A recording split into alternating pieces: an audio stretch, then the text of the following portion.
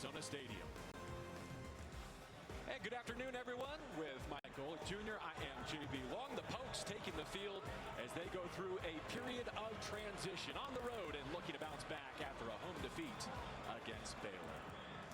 As for the Arizona Wildcats, they've been here before, as recently as last year under Brent Brennan, but they're anxious to show that this is a different program here in 25. Yeah, last year the 3-1 start gave way to losing 7 of their next 8 games, and Brent Brennan's come back with an extra edge this year. That red line, the accountability, the 100% pursuit of 100 miles per hour.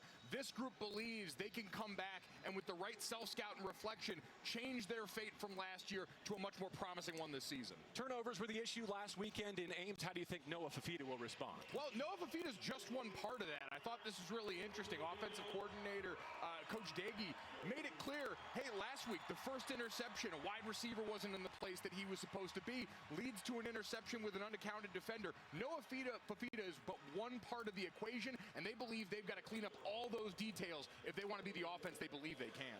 We know it was a tough month in Stillwater for these Oklahoma State Cowboys. It began by losing their quarterback early in their season opener, then the disappointing defeat at Oregon, followed by the setback at home against Tulsa on a Friday night. That ended Mike Gundy's tenure. We'll talk more about him as our afternoon goes on. The most recent change at defensive coordinator, Todd Grantham relieved of his duties, and for more on that, let's go down and meet the third member of our team, Jerry Greenberg. Well, JB, it may have been 18 missed tackles against Baylor. That was the last straw for Todd Grantham. I've been told it was a collective decision between the new interim head coach and the athletic department to remove him. I spoke with the athletic director of OSU this morning, Chad Weiberg, and he told me, listen, we've got a new head coach, we've got 42 transfers. It's about time we simplify things, go back to the basics and the fundamentals. So they bring Clint Bowen over from the offensive side of the ball to become the defensive coordinator. But fellas, he's not unfamiliar with this type of situation. Back in 2014, he was tabbed the interim head coach at Kansas when Charlie Weiss was fired. Bowen said we'll go back to the basics, but promising a fanatical effort. They'll be a bit shorthanded, particularly in that secondary, fellas, but we'll see what they have to offer today. Yeah, he left Kansas, left the college level, in fact, went and coached his son a year ago as the head coach at Lawrence, Kansas. In fact, Brent Brennan now in year 2, ready to go and anxious to show that coming off their best week of practice, both in terms of workload and speed, they'll get a much different outcome here today. It's the 1-3 Oklahoma State Cowboys and the 3-1 Arizona Wildcats. You know, Brennan was also hoping to be about 12 degrees hotter than it is here today.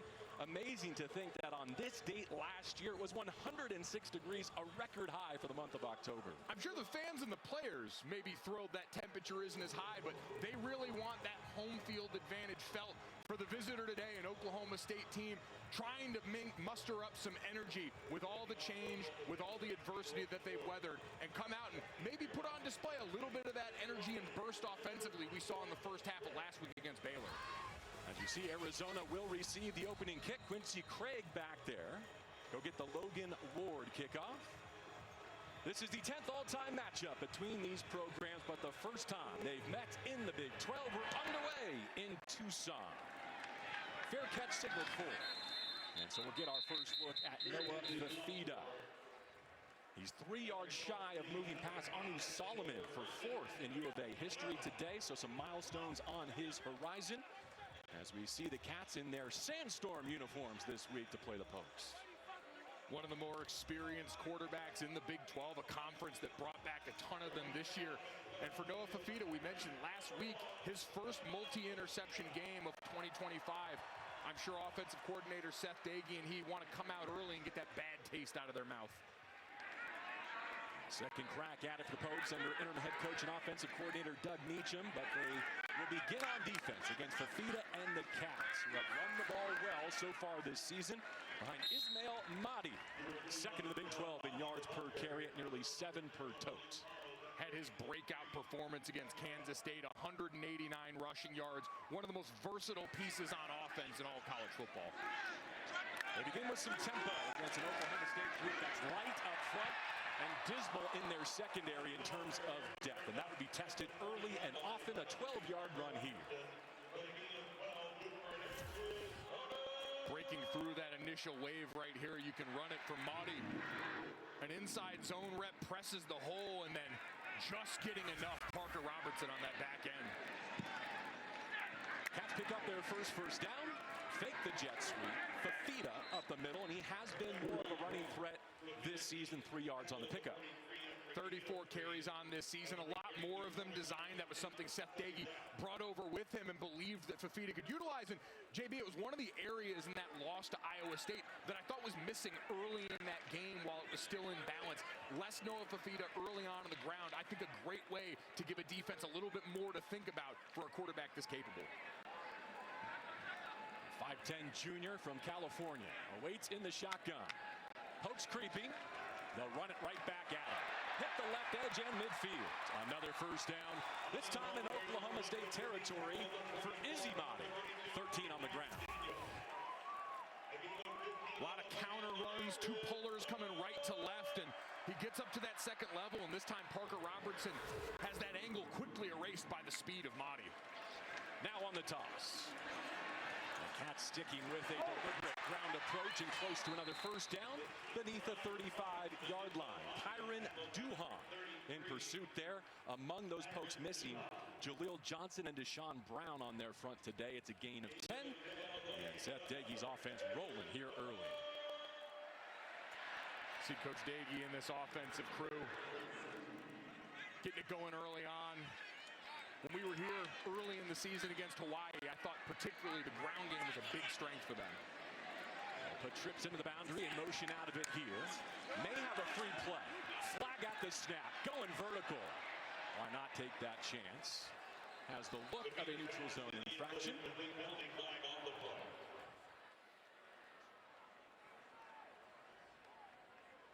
Our referee today is Luke Richmond.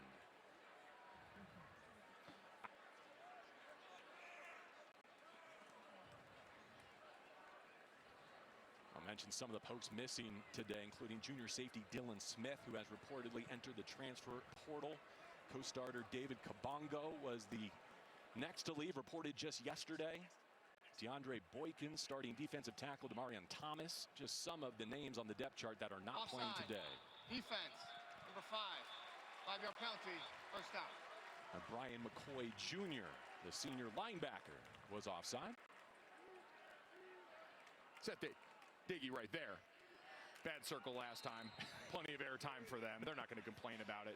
Way to go back to it, though, Mike. This is all about correcting mistakes for Arizona this week, so way to be on brand, on theme.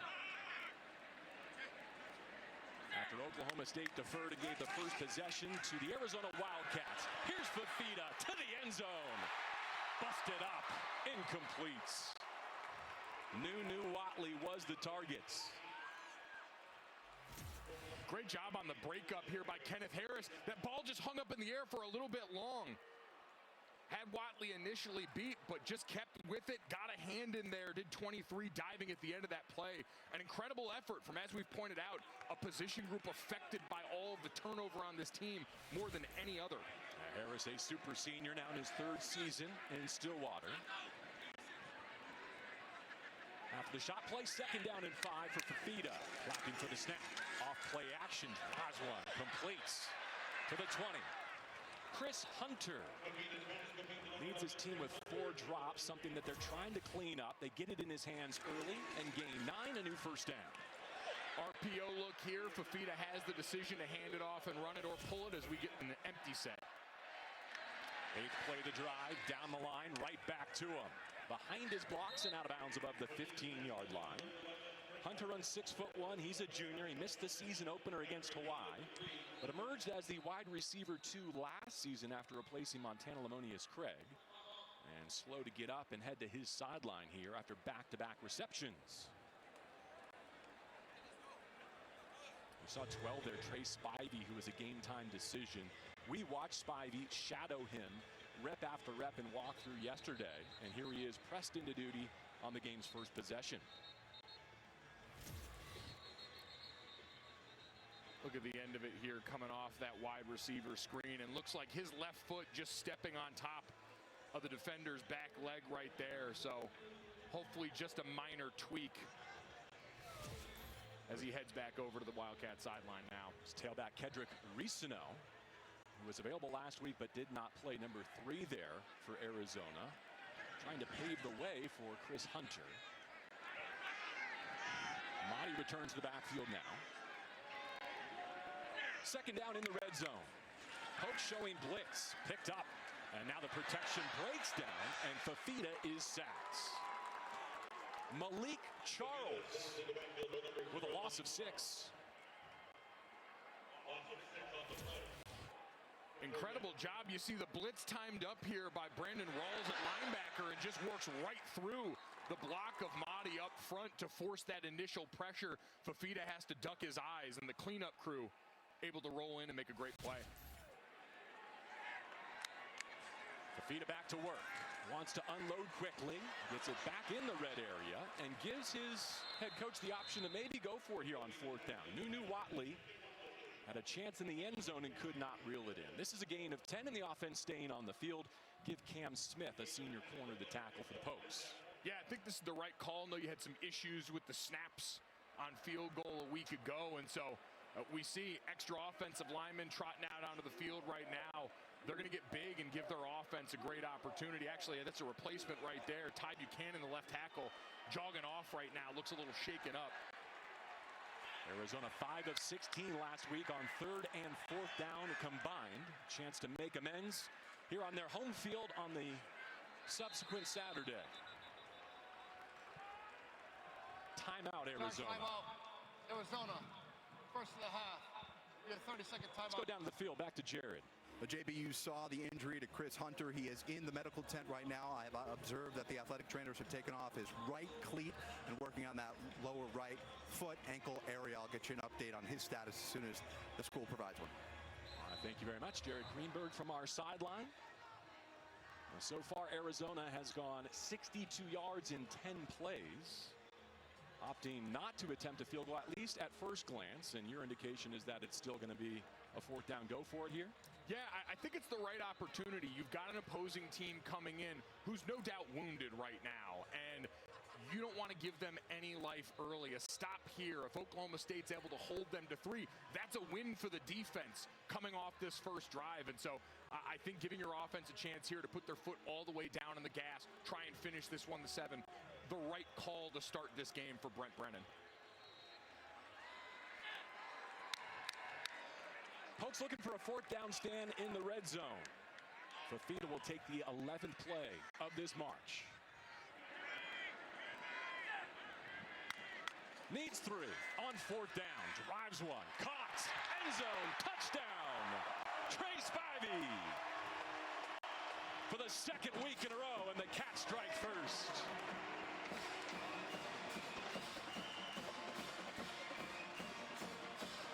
Outstanding job by Fafita, driving the ball into a tight red zone window and giving his wide receiver the chance to make the great run after the catch. Almost looked like they got him to jump off sides using the hard count before this play. But you see Spivey, great move right there, finds the zone and settles down before putting his shoulders down and getting into pay dirt. 3rd time in 5 games that Arizona has scored a touchdown on their opening possession. Michael Salgado Medina tacks on the extra points. And after trailing for the first time all season last weekend in Ames, it's a 7-zip start for the Arizona Wildcats.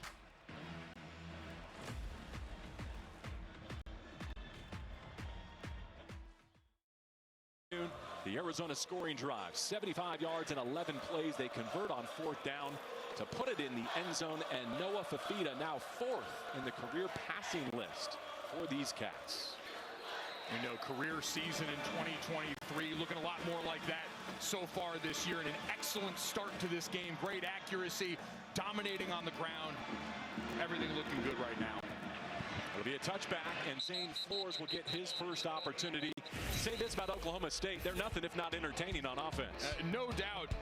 Doug Meacham took the restrictor plate off the Red Dragon last week and gave it a little bit more juice. It's not been often, JB, that I have to put a wide receiver down as 3 of 4 passing for 46 yards and a touchdown. But that's exactly what Sam Jackson was last week.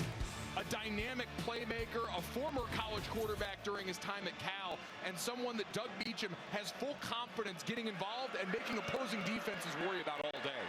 The 3rd-year freshman at the controls for Oklahoma State, chasing a touchdown as they get their first opportunity. He will now route out to the perimeter, and Arizona swarms it. By the way, don't think that I didn't catch your Red Dragon reference for the second week in a row. Went right over my head last week in Lawrence, but I was ready here in Tucson.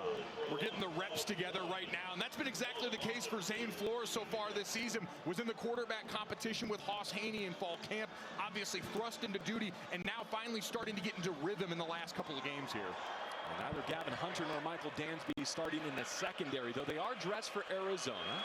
Something to monitor here at the mesh point, as the Pokes will run it right between the sticks. Third down and long upcoming. It's a gain of 3. Rodney Fields Jr. is a freshman from Wright City, Oklahoma. He's 4th in the conference at 5.7 yards per carry. Taking over the lead role in the Oklahoma State backfield.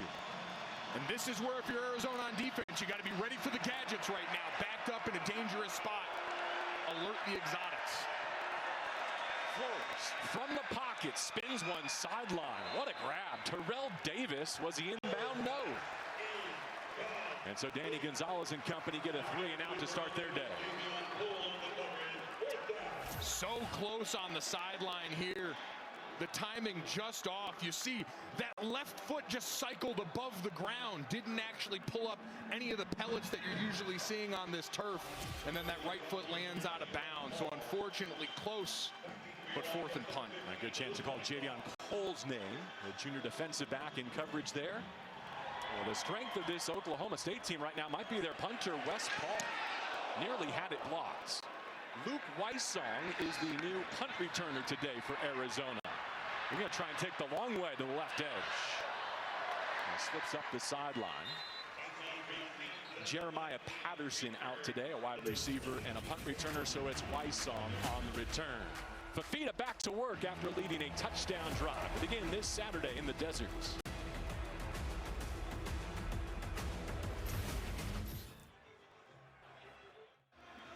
The MLB postseason already underway, and we'll have coverage all October long on TBS and HBO Max.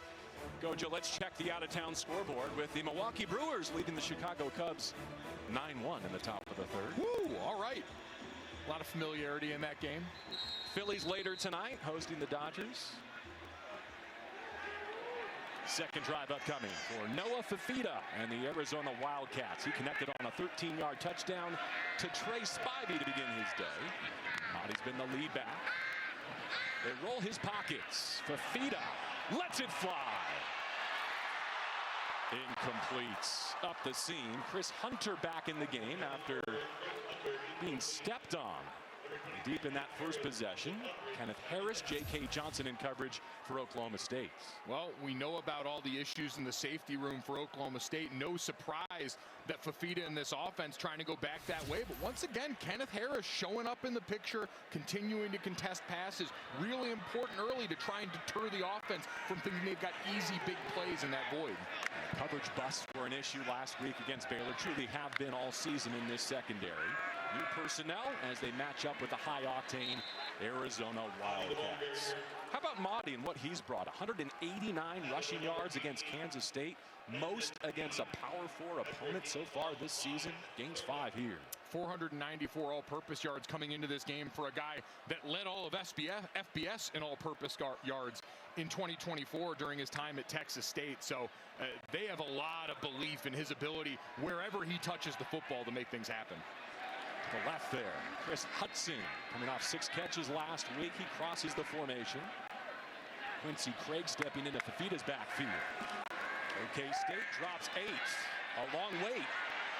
5 Mississippi. Fafita on the move. He read it through to exhaustion. Nothing doing. Give this secondary, retooled as it is, a coverage rep.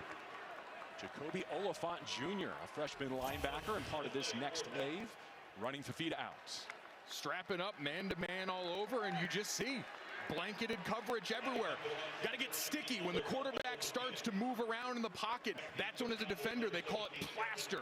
You want to get on your man, stick with him wherever he's going, and give the quarterback no place to go. And how about Clint Bowen fired up, getting to know his defense right now and getting a lot to be excited about in this second drive. Isaac Lovison taking over the punting duties. It's an end-over-end kick. It's retrieved by the Pokes. And they'll start from just below their 40-yard line. lot of celebrities in attendance. Jared Greenberg, Mike Golick Jr., and I'm told Gronk is here as well. We may talk to him by the end of the day.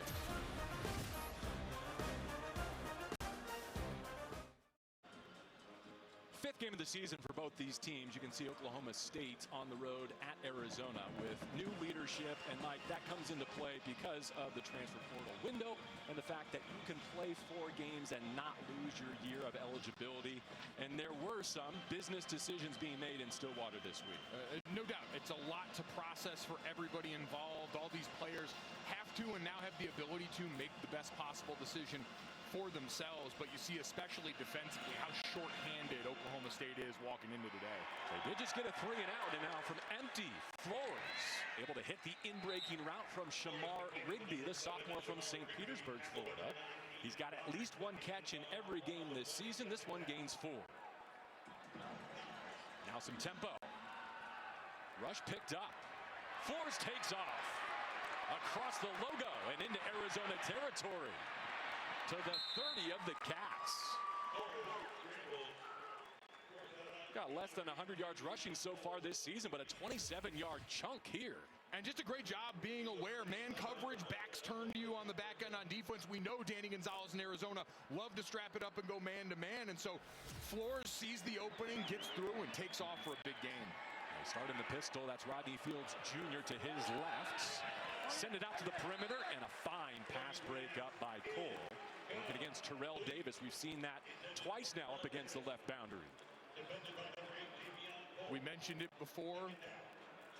Danny Gonzalez taking over that defense this year. They play a fast, aggressive, downhill style. Talked so much about the game last week against Iowa State and said it really came down to 6 plays for 189 yards. The bulk of the damage. Done some big plays. They've got to do a better job limiting. Second down. They'll move Flores' pocket all the way out to the numbers before he's hit and lives to see 3rd and 10. Now, Flores was splitting reps all camp, right? We mentioned Haas Haney, the TCU transfer, won the job. So he's kind of assembling this plane at 30,000 feet now in the middle of October. Yeah, Doug Meacham said he's now getting the full-time reps in practice, getting those opportunities to develop that timing and rhythm. And you saw right there, the wherewithal to live to fight another down. Get that ball out of bounds. 2 straight games without a turnover so far. Playing a cleaner brand of football. Second possession for Oklahoma State. On the scramble from Flores, they've made it into Arizona territory. To the arm side again. Running out of room, and time it's incomplete. Sticky coverage throughout the secondary. Aiden Garnes knocks it away from Royal Capel. And the field goal unit coming on for Oklahoma State. We talked about great coverage on the other side for Oklahoma State. Here, just flooding the zone on that right side. Designed rollout, plenty of bodies in the way, and a good job by Aiden Garnes there. Coming through, may have gotten there a little early, but I think the super slow-mo does it a bit of injustice. I thought that was good timing from a secondary that about 4 deep at corner they really trust. Logan Ward, his long 49, this 47 to get the Pokes on the board. It's a good shot there, isn't it? Also mentioned that Shea Freibaum was one of those to go in the portal. He was the long snapper. So both teams dealing with some long snapper turmoil here. But Aiden Davenport, the redshirt senior from New Jersey, on the mark, leading to a 47-yard hit. Last night was Arizona basketball's Red Blue Showcase. Shaq was in the house. He put on a post-game show. Plenty of fun in the dunk contest. Addison Arnold's dunk over Gronkowski was a highlight. We'll point out that TNT is the newest home of Big 12 basketball this season. One of, if not the greatest leagues in college basketball. That begins in November. All right, down to Jared. Yeah, I got the first man in history to ever be a slam dunk contest judge and go on to win that same slam dunk contest. Wildcat legend Rob Gronkowski. What was that like last night, that party with you and Shaq? It was epic, man. Shaq was in the house as well. He DJ'd the after party of the red and blue game here. Coach Tommy Lloyd, he's such a fantastic guy. He's got all these kids on the right track. He's got the basketball program here at the University of Arizona, you know, going in the right path. He's top 10 team every single year. They're going to be top 10 again. And it was just so fun to be a part of it last night at the red and blue scrimmage. I was just a judge, and all of a sudden I'm jumping over a mini car, a Mini Cooper car with some kids in it, and I'm slam dunking. I won the dunk contest. And that just shows the atmosphere here that Tommy Lloyd's creating. And then on top of it, we're here at the football game as well, and this atmosphere is just as phenomenal. I was actually worried you were going to jump over the kids. Thank goodness they took the kids out. Yes, thankful they did take the kids out. You know, we didn't want anything bad to happen. I mean, but I was jumping. I was for sure, if I saw kids in the car, I was going to make sure I cleared them. But it's all right. Safety first, always.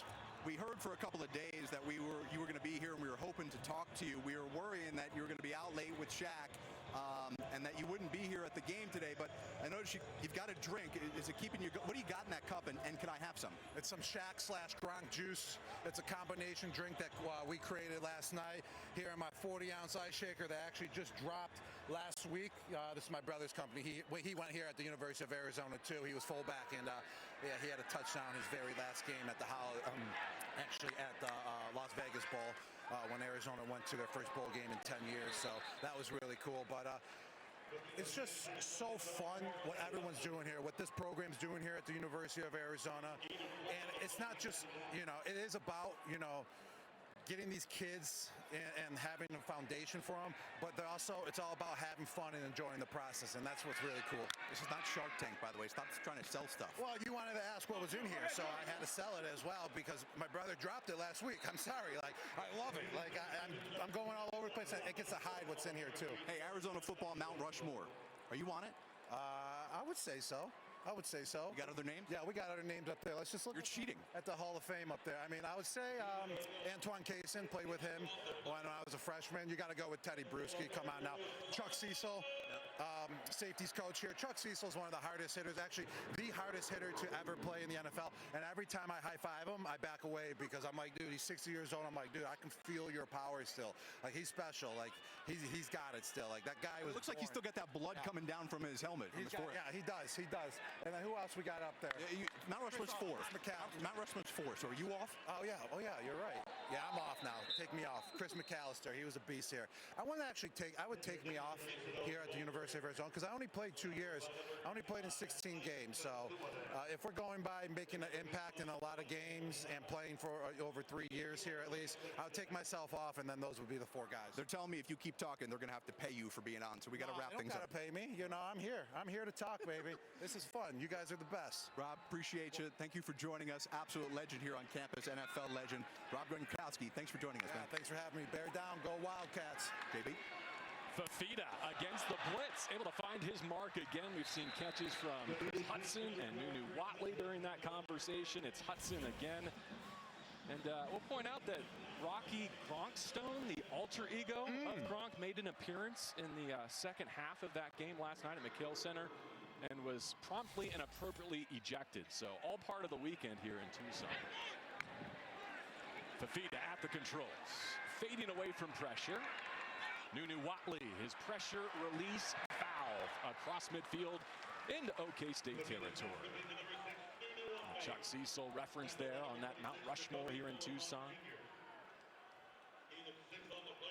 I've never seen someone on a Mount Rushmore and removed from a Mount Rushmore as quickly as Gronk did it to himself in that interview. Yeah, life came at him fast there. Humble, though. Yeah. I appreciate him being deferential to some of the other greats that came before him. Third possession for Arizona, scored a touchdown on their first, went 3 and out. After that, Luke Weissong able to move the chains here. One more basketball thought. It wasn't just Shaq on the 1s and 2s. Tommy Lloyd, a.k.a. DJ Tom E. On the post-game concert. I think that was the most excited we saw Brent Brennan at the walkthrough on Friday was going to talk about DJ Tommy E. Little flea flicker here. Fafita off the mark. Weissong, his secondary target. Charles in coverage. I tell you what, this Oklahoma State secondary, we talked a lot about the parts that were missing. The parts that are on the field today, the players going out here and strapping it up, have done a phenomenal job covering down some of these big play opportunities. We saw a pump-and-go screen attempt earlier in this drive by Arizona that Fafita had to check down. You had the flea flicker there. They've been ready for the big play shots that Arizona's tried to throw at them so far. Cats will put a tight end in motion for second down. Fafita feeling the heat. Able to roll to his arm side. And he'll take another chance on third down with a penalty marker right as he hit the sideline. Again, our referee, Luke Richmond. Wendell Gregory, a freshman outside backer, knocked Fafita off his spot. Little foul. Roughing the passer. Defense. Number 30. 15-yard penalty. Automatic first So down. instead of third and long, a free first down for Arizona. Yeah, just unfortunate. Oklahoma State's defense bailing them out. And you see Fafita right here, well after the play, and really unintentional. And it appeared to be right there. Kind of a tough call, but a great opportunity to reset if you're Arizona on offense, because again, they have been struggling to get guys open so far. This is where I think you call the number of your quarterback's legs to try and buy up those eyes in the secondary again. Fafita on the give, and that was nearly a house call. A touchdown saving tackle from Malik Charles. A gain of 5. Ismail Mahdi, the lead back now in Tucson. We've seen Quincy Craig as well. Kedrick Risino was available just in case last week and is a go today. So Arizona getting back to full strength on their depth chart. Good tackle at the line of scrimmage will bring up third down. Brian McCoy Jr. is going to put these pokes on his back this season. The former two-time All-MAC selection at Akron came over. He's one of the leaders on this team during all the change. Clint Bowen said, I can't get this guy to smile. He's always so serious, his approach to the job. He said, my goal is at some point during this game to get him to look up and smile. So if you see it at home, let Coach Bowen know about it. Sam Olsen, the tight end, into the right slot. Cat set up 2-by-2 for Fafita. Looking for 4 yards on this third down wrap. Oh, that was hot to handle. How about the moves by Spivey? Stumbling back to pay dirt. 22 yards. Touchdown, Trey Spivey. Touchdown, Arizona.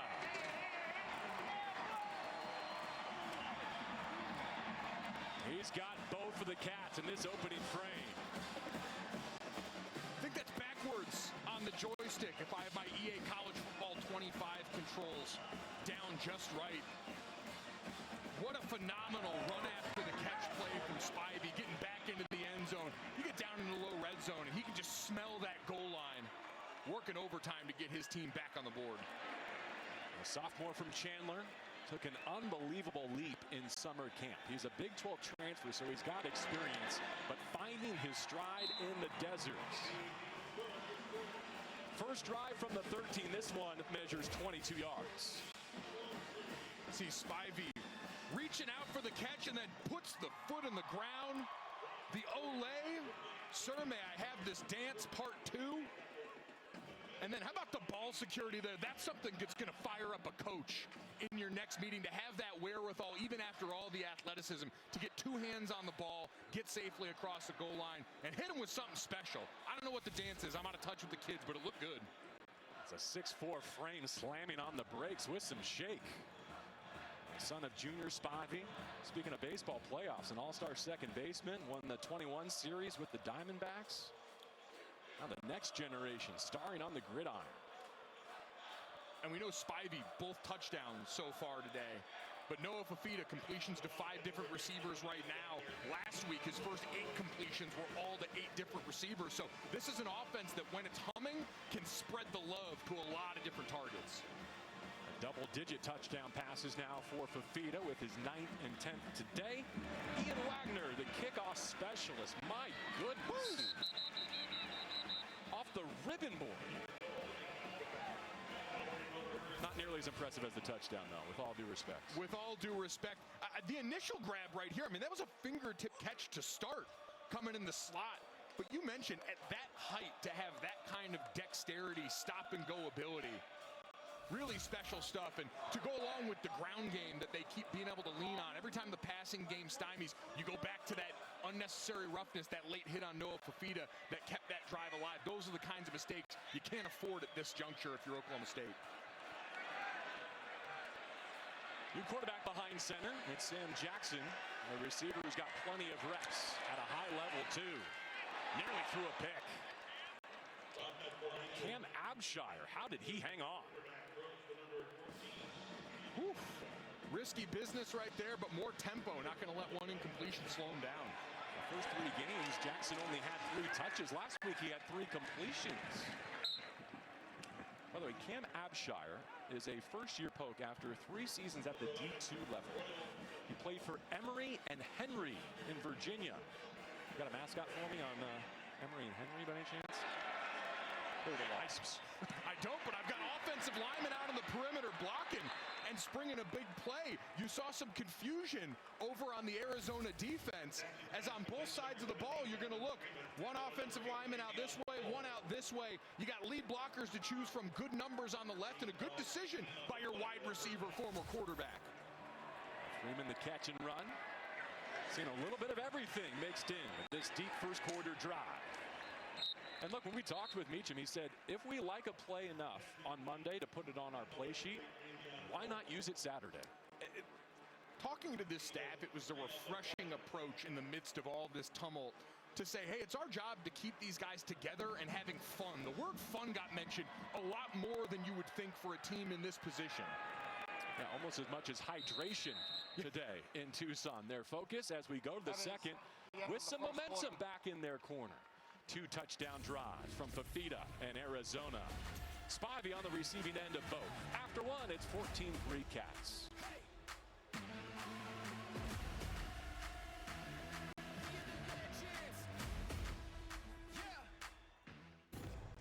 You're watching Big 12 football on TNT Sports, presented by Modelo. Before we begin the second quarter, let's check in with Doug Meacham with Jared. Coach, what went into the decision to put Sam Jackson in a quarterback that drive? University of Arizona Provost Dr. When you got a guy who can shoot jump shots, you put him in, right? Nah, just change the pace, give us a little spark. Coach, you've had a lot of turnover over the last 2 weeks. You're down here 14-0. What's the message to this team? Yeah, just play one play at a time. Play in the moment. Don't worry what happened. Don't worry what's going to happen. Just play this play right now. Thank you, Coach. Thank you. Guys. Doug Meacham, a really interesting character when we talk to him. And a guy that knows this program really well, was an offensive lineman at Oklahoma State back in the 80s, was teammates with Mike Gundy, credits him with being the guy to get him into big-time college football, his first hire here. Second down, first rep of the second quarter. Sam Jackson to the perimeter and knocked out at midfield. A late flag, and I think I may have seen a face mask there. It was Max Harris in pursuit. Golick will pick up that thought again because it's an important one with respect to Oklahoma State and the Big 12, and really, I think, college football at large. Yeah, there it is. Oh, yeah, good solid yank right there. Not sure what the discussion is. Obviously, he had the stiff arm there. I know a lot of defenders sometimes complain that offensive players get away with similar action. Personal foul, face mask, defense, number 4, 15-yard penalty, automatic first down. No, but back to Gundy and the change. I mean, he was instrumental in my college football upbringing, and I think the loss of his character, his personality, as much as his guidance, leaves a void.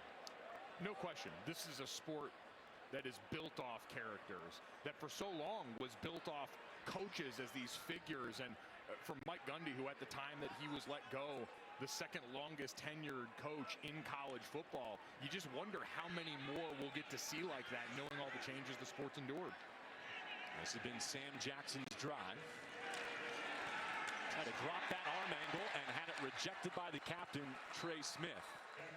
Now, Meacham's got a connection. You described it. He's got a personality of his own. My only objection is that he's such a good stick. Like, it's not cool that you finally get a head coaching opportunity for the first time in your career, and you go out and hit a bucket before hosting Baylor. Was very quick to point out to us, 4 handicap. Great for a former offensive lineman. I've never heard of a former college offensive lineman being able to swing it that well. Look at this second-level blitz, and the Cats get hands on it again. Dalton Johnson part of that wave. Back-to-back pass breakups, leaving third down.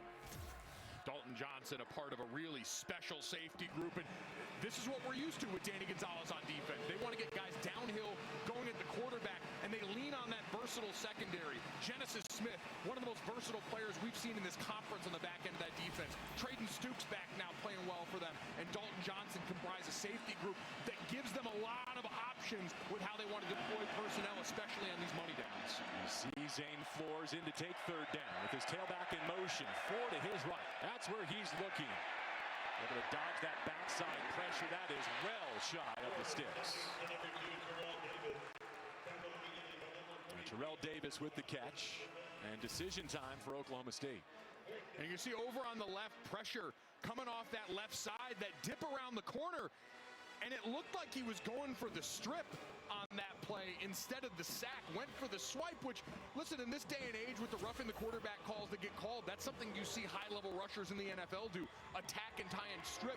Just poor timing there leads to Flores still being able to get the pass off. As you see, Logan Ward already connected from 47. This will be a yard deeper. 8 for 8 so far this season. And there is his first miss. A senior from Edmond, Oklahoma. Can't connect, and Brennan fired up. Back on offense with a 14-3 lead.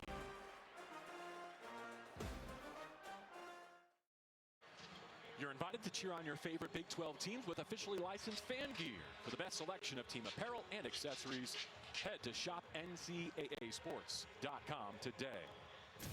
Welcome back to Tucson, everyone. Arizona with a 14-3 lead on the strength of 2 touchdown receptions from Trey Spivey. Got 2 very similar plays down near the red zone, getting him that ball in that hook area, and both times great run after catch. The second touchdown, plenty of dexterity on display. It's been a good mix for Arizona so far. The rushing attack has been alive with Mahdi early, and this passing attack has spread it around to 5 different receivers so far. Fafita 10 of 13 through the year, 87 yards passing. Risano is his tailback as Wyson goes in motion. I'm reminded of something that Daggy told us yesterday, Mike, which is this roster isn't the same for Arizona if Noah doesn't come back for 2025. And I think Spivey's a good example of someone they attracted to this offense, to this passing game, because of QB1. Yeah, I think you're seeing that a lot now in the portal era, where especially skill players, you play a dependent position, and so many of these guys, the quarterbacks end up becoming your primary recruiter in that phase as well, because they're going to be such an integral part of that.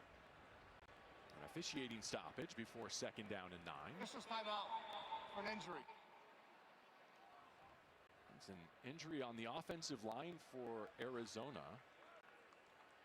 Chuba Ma'ai hobbling off, which is relevant in part because Ty Buchanan has already been replaced by Rhino Tepatotai, who's been battling for the right tackle spot. Has had to step in at left tackle. See if the post can take advantage. Protection is there. A whistling fastball out to Wyson. He makes the first Cowboy miss, and he's up to the 50. 17 on the strike from Fafita, and the run after catch by Luke. All these wide receivers stepping up today. New offensive line in there. So what do you want to do? Get the ball out quickly to your wide receivers. Give an opportunity to make a run after the catch play. Kenneth Harris has done a good job in the secondary. Just couldn't quite stay with the shifty Wyson. Oklahoma State just missed a long field goal. Arizona looking to tack on to their lead in this second. Jet sweep. Chris Hudson able to hit the edge. And swipe through a would-be tackle and is thrown out of bounds with a new first down in Oklahoma State territory. Asuana missed the first tackle, and that led to a 15-yard gain. You got him coming across the field right here. Just see the stutter on the outside. Stops the feet of Isawunu. What a great play. And McDaniel hanging on for that tackle. Deep drop here. Top shelf Fafita to the end zone. Incomplete. Chris Hudson had 6 catches last week in Ames, the most by an Arizona player this season. He's only appeared in a couple of games today. His third, the senior from Compton, California. And I think that injury disruption probably kept Fafita from being even more prolific in the first month of the season. You felt some of that. Maybe not being in lockstep with his receiving group last week. In fact, a couple of receivers came to Daggy and said, we're sorry. Like, Hudson and Wyson came to his office and said, we weren't good enough for Noah Fafita last week on the road in the Big 12. They're pretty sharp here so far. They caved down that right side and paved the way for Mahdi to run for 7. I think that's a great point, JB. We heard Seth Daggy, the offensive coordinator, when asked about some of the turnovers from his quarterback, he said, listen, that first interception, our wide receiver who's coming around in motion stops and doesn't go full speed in what he's supposed to do and hold the defender, that all of a sudden shows up in the picture.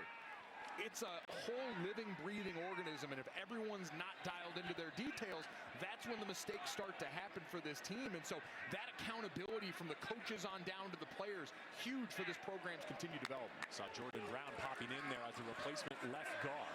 That one was trailing smoke, and Watley could not bring it in. So 4th down and 3 in plus territory. And we've already seen Brennan go for it once, but he's sending his kicking operation on. A good opportunity. We talked about some of the long snapping issues, the issues with kicking last week. You got it dead center here, a good chance to get some confidence going and back into that kicking game, as you've also got 4th and maybe a little longer than you're comfortable with. Salgado Medina, you see his numbers so far this season. This will be 46 yards. He's only 2 for 6 beyond 40 yards. Let's see if he and the operation can take the next step. Not this time. Yanked left the whole way, and so both teams leave 3 on the field in this second quarter. Timeout us. A work in progress, the kicking operation here in Tucson.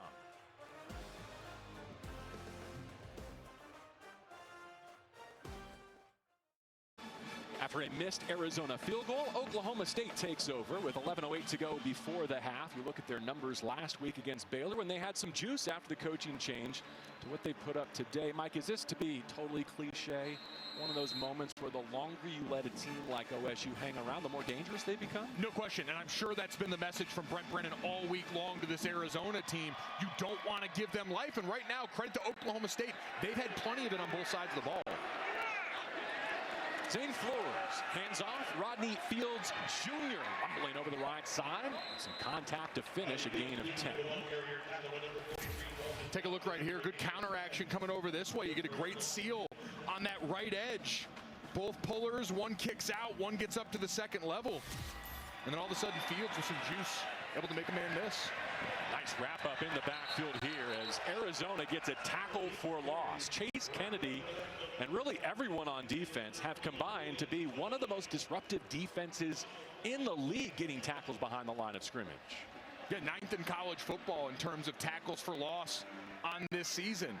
They get behind the lines of scrimmage. They force takeaways on the back end. They're disruptive. You hear havoc rate all the time. This team, one of the best in the business. 2nd down and long.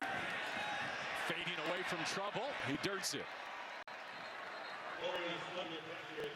Even that, I think, a sign of growth from Flores, right? There was something on there. Not sure what the design was in the end because Arizona blew it up. But just get to 3rd down without the costly mistake. No question. And you're going to see, I believe it's 44 on the left side here. Malachi Bailey does a good job of sitting and staying home on the screen. Leads the team with 4 quarterback hurries, but the wherewithal there to say, hey, I'm getting there a little too fast. Something's up. He sniffs out the screen and forces the 3rd and long here. Danny Gonzalez's defense trying to rise to the occasion, cover up a missed field goal, and protect this 14-3 lead. Flores swings it out to Fields. Able to get through first contact, but Arizona rallies. Chase Kennedy gets the tackle, and the Pokes go 3 and out. So this offense, maybe not with the same burst right away. We mentioned the first quarter number last week, but over 350 yards in the first half last week for Oklahoma State. Their most in a half since 2021.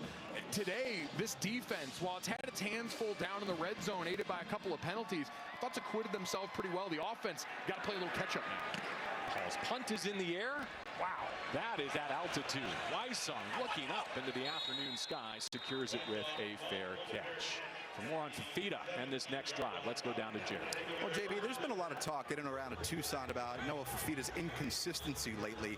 When we talked to the coaching staff about it earlier this week, they said, listen, you got to put this in perspective. perspective. This is a young man who's dealing with his third offense and third offensive coordinator in 3 years, and he's handling it with absolute grace. Seth Dagey, the offensive coordinator, referred to Noah Fifita as the best ambassador Arizona football has. Guys, think about what he's done with all the different receivers and all the different personnel he's had. He brings all of his skill players in on Thursday nights, goes over signals, over potential hiccups that they could deal with, and they believe he is the absolute perfect leader for this team. They'd love to see him, though, around 65% passing efficiency.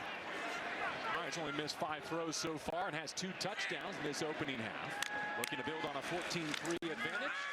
And he's patient with his running game as Mahdi gets buried behind a retooled offensive line.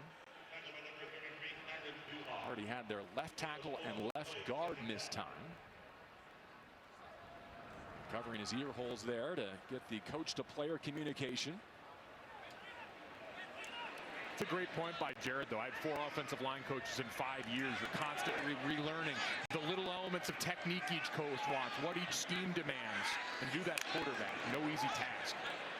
We see him using the double cadence, sending a signal to his receivers. He's got trips into that boundary.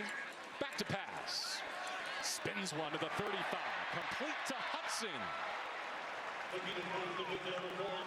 Chris Hudson from Noah Fifita for an Arizona first down. Parker Robertson collects the tackle in the OK State secondary. Good job. You're going to see the clear out on the inside here.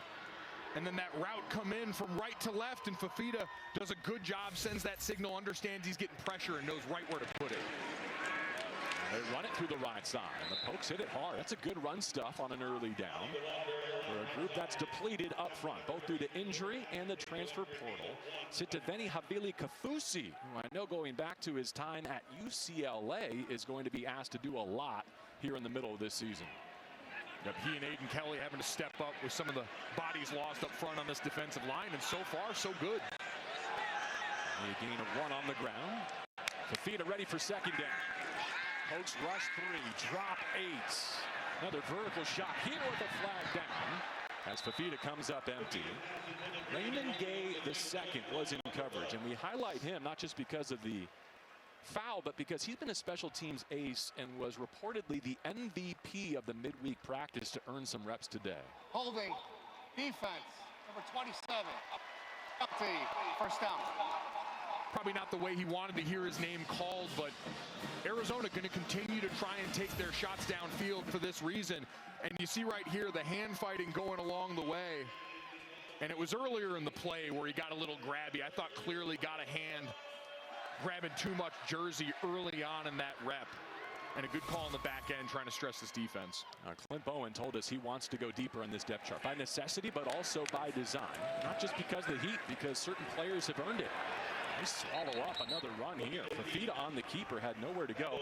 But Bowen's point was so much of college football has become me, me, me. There's not enough we and us right now at Oklahoma State, and he's trying to instill more of that here in the midseason. Yeah, it seems like a simple thing, but that energy is infectious. Getting up and celebrating everyone's wins at a time where wins have been hard to come by as a program. And so, again, I've been really impressed by this staff's ability to keep the main thing, and keep these players together. Fifita will take second down and 13 from empty. Set up the receiver screen, gets a nice initial kick-out block, but again, the Pokes rally to the ball, led by Wendell Gregory. They limit the gain to only 3 at the 7-minute mark, second quarter. Landon Cleveland there, a sophomore from Dallas. Another one of those Pokes who will be asked a lot of here with numbers down. You see Arizona trying to get up to the line now, take advantage of some confusion mid-substitution on a big 3rd and 10. Cowboys creeping, now they cool off. Quincy Craig in the backfield to help out Fifita with protection. Here they come. Hot off his blind side. Dodging traffic. How did Fifita get away? Now flings it. Alone in the middle. Caught. And this could go the distance. Unbelievable. Luke Weissong, 47 yards from Fifita the magician.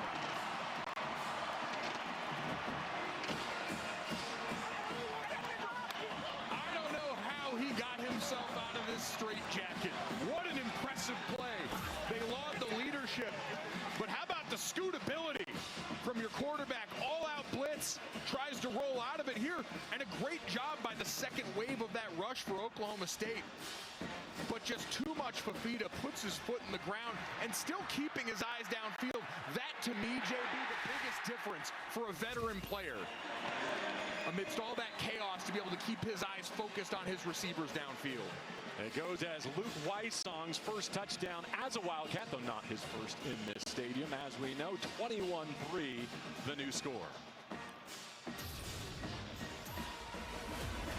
Sometimes when it's not working, you got to call your own number, and number one's been a good one to call so far this afternoon for Arizona.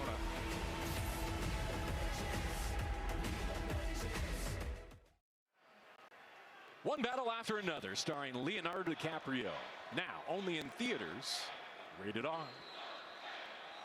Back in Tucson, Arizona now on top, 21-3. Wagner ready to boot it away again. Two deep men, Gavin Freeman, Sam Jackson for the Cowboys. They will not get a chance, but we will get another look at the touchdown. And while the first two, Mike, were about Trey Spivey, this one was about the quarterback. Great individual efforts across the board. All-out pressure from Oklahoma State. The quarterback knows with this many coming, I'm going to have a free defender to account for. He ends up with multiple in his face and still has the wherewithal to keep those eyes downfield. And a great job staying active by Weissong, a veteran player, transfer coming over, understands I got to stay alive and present numbers for my quarterback when he's dealing with that fire drill in the backfield. Sandstorm unis look good in the light of day, don't they? Really nice. Sharp. Orange and black back to work with a flea flicker. Zane Flores has to take off and run. And credit the back end coverage. Obviously they're on high alert given what the Pokes put down on tape last week. Chase Kennedy grabs the tackle and limits the game to 4. I'd imagine the first slide up on the team meeting for defense and Danny Gonzalez's group was alert trick plays early and often. We've already seen Sam Jackson, the wide receiver at quarterback. Plenty of trickeration still on the way, I'm sure. You saw the Q play card. That means 2 quarterbacks on the field, including the man that you just mentioned. And Trent Howland is a change of pace at tailback, whereas Rodney Fields Jr. is 195. Trent's all at 250. And looks at change of pace. If you're the defense, you got to make sure you see the scouting report. We see the Q right there. Now, wait a second. There was a hand-drawn card. Oh, wow. That was really lacking. Okay, the penmanship was not great. We saw character. And we were promised that that was going to remain on the sideline today. That one looks laminated. Look out here. Howland fighting for a huge loss. We know he can spin it, but so do Dalton Johnson and the Cats. No fooling this secondary. Johnson creeping down here. You can run it. You see you've got to tackle over right here. So you're on high alert. They're trying to get an extra body to that side for protection. But give credit to Johnson. Sniffs it out right away. Understands that, hey, Howland might not mean there's another quarterback on the field, but you got to be alert for plenty of different people trying to put the football in the air today. Paul to punt again. Weissong, who just scored a touchdown, says get away. That's kicked by Oklahoma State, so it's a free return opportunity, and Luke plans to make the most of it. All the way back into Oklahoma State territory. Great play by Weissong, just to limit some yards there, as that ball, it looked like bounced off an Oklahoma State player. Coming on the rush, you're going to see come in right here. It checks up in front of him, and so he just scoops this and makes a play. And again, there was no wave for a fair catch. He was pointing that out to the rest of the guys on his side, telling them to get away, be alert for a ball in their area, but makes a great heads-up veteran play to not only steal some yards that could have been lost if that dribbles back, but to actually get them a first down or so on that return. Fafita back on offense, but Mike, at some point we got to talk about this Arizona defense and the improvements that they've made as they have limited Oklahoma State to only a field goal so far in this opening half. Monty circling out of the backfield as Fafita rolls away from pressure, poised and able to find a tight end below the 40. It's a banged up tight end room, but Kean Burnett, who was not healthy when we were here for week 1 against Hawaii, is good to go again today. Just another versatile weapon in this offense that's got plenty of them. But I want to see them get back to the ground game here. Now, second down, good yardage, just inside the 40. Great opportunity to take a shot at the end zone, having this much runway still left. Fafita thinking right along those lines. That's tall. That picks. Intercepted by the Cowboys at the 20. And how about the return all the way back into Arizona territory? The captain, Parker Robertson. 33 yards on the return. And another win for Clint Bowen. Parker Robertson stepping up as a leader for this team, the former walk-on, making a big-time play. As Arizona did try to take that shot downfield, you can run it.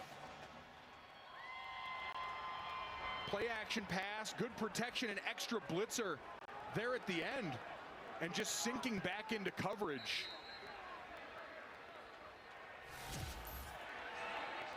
How can they capitalize with some points before the half? I was thinking about Parker this morning, how he must feel like that, that Fresh Prince of Bel-Air meme where he's looking around his position room like, where did everybody go? What a moment for him to step up and get a takeaway in a big spot here on the road in Big 12 country. Yeah, to be one of those guys that's here sticking it out and to step up and make plays like that for your team. Just incredible leadership. Arizona creeping on both edges, showing blitz. Nothing doing on the give to Trent Howland. U of A throws it back. It's third down at the 3-minute mark. Tia Savea and others with a run stuff. But Deshaun McKnight's had a good season. He's been one of those disruptors. He's got a tackle for loss in every game so far. And timeout Doug Meacham, he knows how critical this is. Defense just gave him an extra possession. Trying to find the end zone for the first time, but is in 3rd and long. Not a place you want to be against this Arizona defense. You just saw in that last play, getting back behind the line of scrimmage. 8 tackles for loss they average per game coming into this one. And you talked about it, Danny Gonzalez and the tone he set for this defense. They're fearless. Again, Iowa State, they point back to 6 plays for 189 yards. Aside from that, you held them to under 3 yards a carry. You were able to do a lot of the things that you usually do, but the trust that he has in the back end of this defense, I think makes that all possible. The cornerback room that they love, the safeties and Stukes, Genesis Smith and Dalton Johnson, I think give you that confidence to say we can play more man coverage, we can put our guys on an island, and we can help supplement that pass rush up front with some of those extra linebackers, with some of those safeties involved as plus blitzers, to try and manufacture even more chaos behind the line of scrimmage. Now, this week may not be as much of a stress test as last week or next week against BYU, but nonetheless, right now on paper, it's a consensus. Top 30 defense here in Tucson. Flores on 3rd and long. That was a confident stroke. Davis brings it in and keeps the drive alive. Flores with conviction to move the sticks. 22 yards. The confidence in those reps paying off. And you see, the first drive of the game couldn't quite link up with Davis, and that time making a strong grab at the point of attack. Now working quickly, hits his back foot and airmails it to the pylon. No flags down. Terrell Davis again his target. He led the NCAA last year with over 1,600 receiving yards at Central Oklahoma. It's a D2 program. Got the mascot for me there by any chance? Ooh, Central Oklahoma. It's Broncos, but spelled with a CH. The 1922 spelling. I remember, fine year. Now with the pokes. And looking to get in the end zone for the first time in Tucson. Off the play flick. Flores hammer as he crosses the 20. Able to hang on to the football. Leroy Pollard at 300 pounds working inside out to the sideline. As we see Flores coming off right now. Going to get Sam Jackson reps back here. So now as the defense, you've got to be alert. New personnel that queue up over on the sideline. But only one quarterback on the field as Flores now over on the sideline. And we saw early in this game, they're content to let Sam Jackson go out there and play quarterback as we get down to the 2-minute timeout.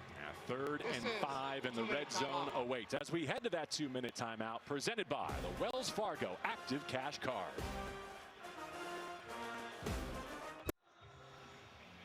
This 2-minute timeout was brought to you by the Active Cash credit card from Wells Fargo. Earn unlimited 2% rewards on purchases. Terms apply. Mike Golick Jr., you notice anything on Fafita's third interception of the year? Well, yeah, you're going to watch Trey Spivey coming across in motion and getting open going up the field. Looked like he could have had his third touchdown of the day.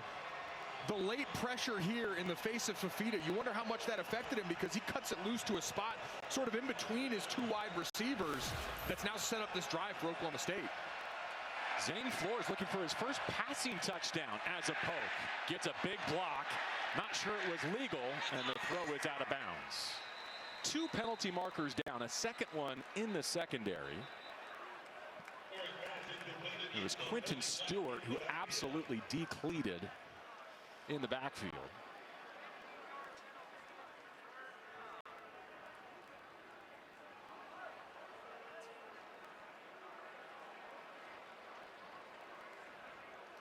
That illegal blindside block can't come perpendicular out of the peripheral vision of the player on offense.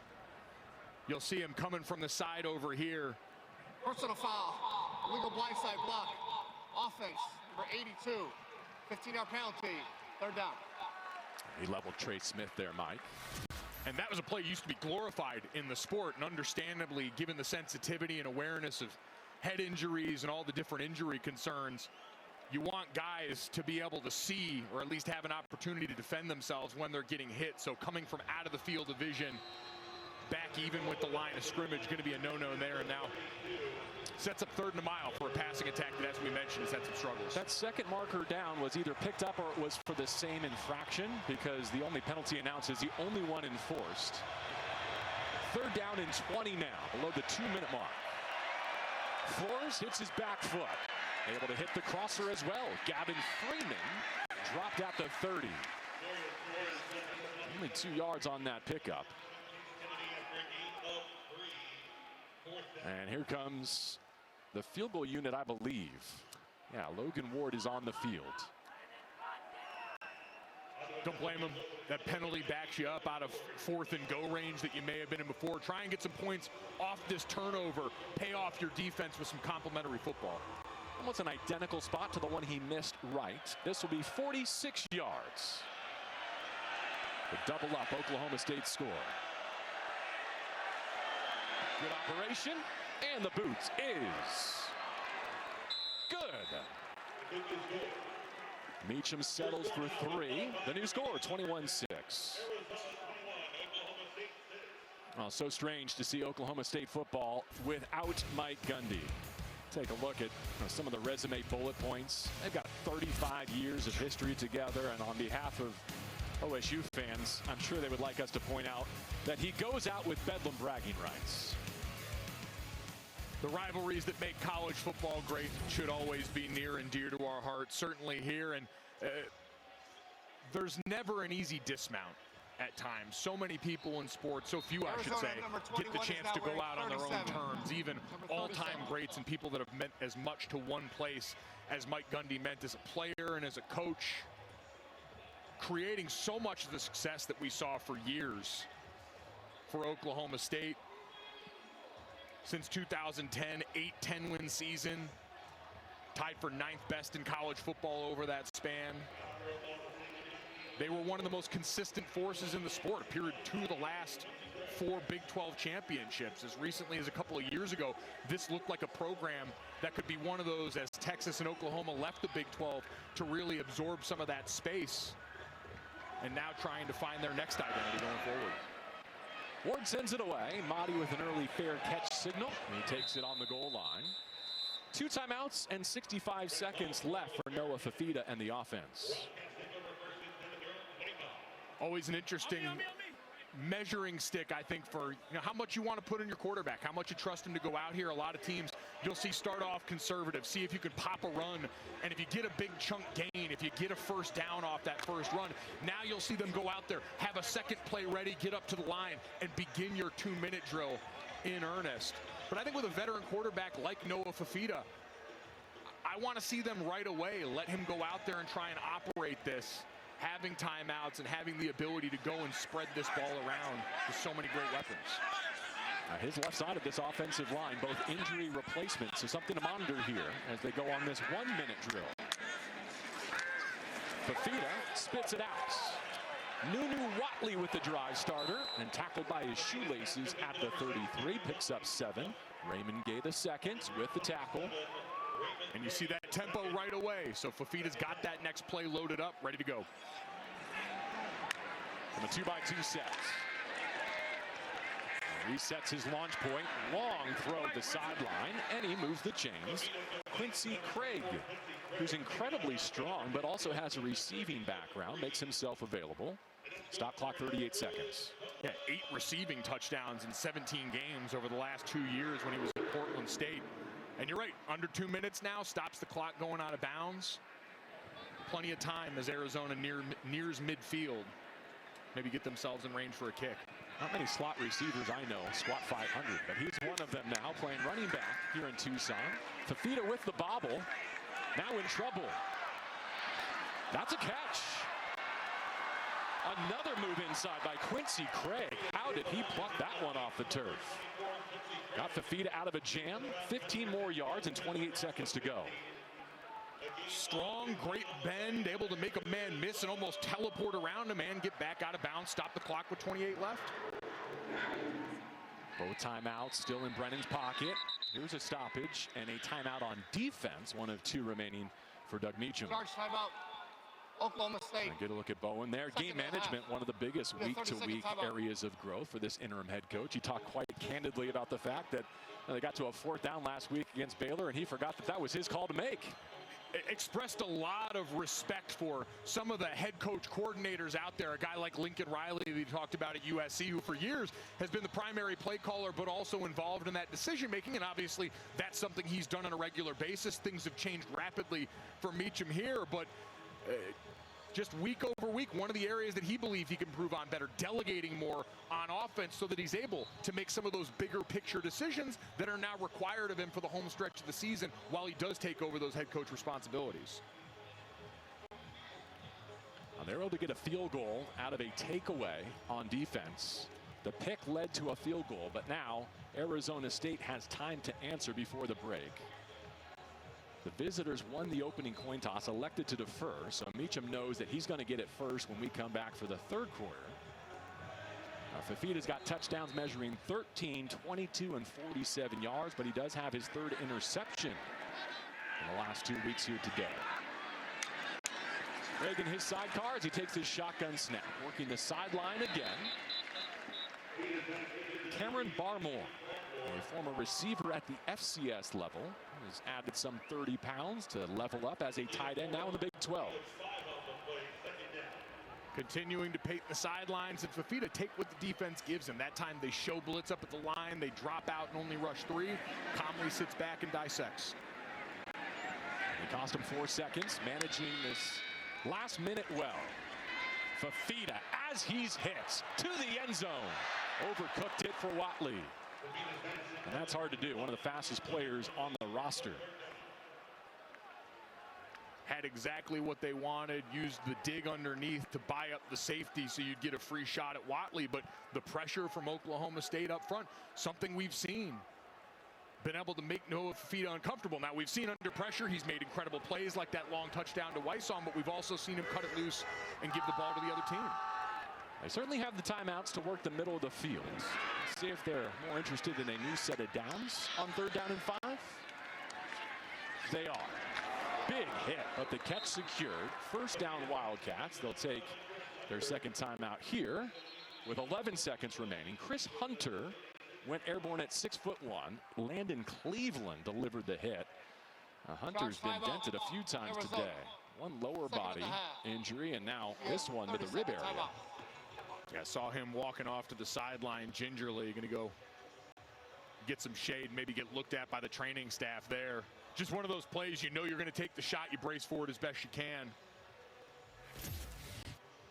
You see right here, Fafita sits him down. That ball drifts inside a little bit, so now you're sitting there preparing for the hit. You got to reach up for the football, and that leaves you open. Good job hanging on to the football. Helmet almost hit right on the ball. A lot of times we can see that get put on the mat maybe an incompletion, but he hangs on to move the chains for this team, even though it's clearly cost him a little bit of comfort right now on the sideline. Well, Mike, you've highlighted this well for us today, but look at all the weapons Fafita and Degi are using today. All 5 eligibles have to be accounted for and respected by this Oklahoma State defense. Ricino, the new tailback, 11 seconds, 1 timeout left. A fresh set of downs for Fafita in that fringe long field goal area. Pocket caving in. This one is caught at the 20. Luke Weissong having his best day as a Cat. Now easily into field goal range with 4 seconds remaining. It's a 20-yard hookup as Fafita finds him late in the progression. Arizona, this is their final timeout of the first half. It'll be a full timeout. You'll see Weissong again, the outlet for Fafita under pressure. Middle of 3, just sits down, plenty of space, comes back to the football, and gets upfield to get what he can. Made plays for them all day. We talked about the job he did stealing yards on a punt return earlier. Got great spatial awareness and an understanding of where he can buy an extra couple of yards to try and make sure my kicker does have the best opportunity to get us some easy points here going into the halftime locker room. Either the ball or Fafita's hand must have been deflected there, because he throws one of the prettiest spirals in college football, and that one was wobbling and running out of gas as it arrived at Weissong. But it's a completion that could be worth 3 points. Fafita, I'm sure, used to plenty of blitz looks from training camp going up against this Danny Gonzalez defense all the time. Their own unit that they see every day in practice applies plenty of pressure. And Oklahoma State this first half not been afraid to let it rip either. He's got 3 passing touchdowns in this opening half. Michael Salgado Medina from 34 to close it out and send his Wildcats to halftime with the 24-6 lead.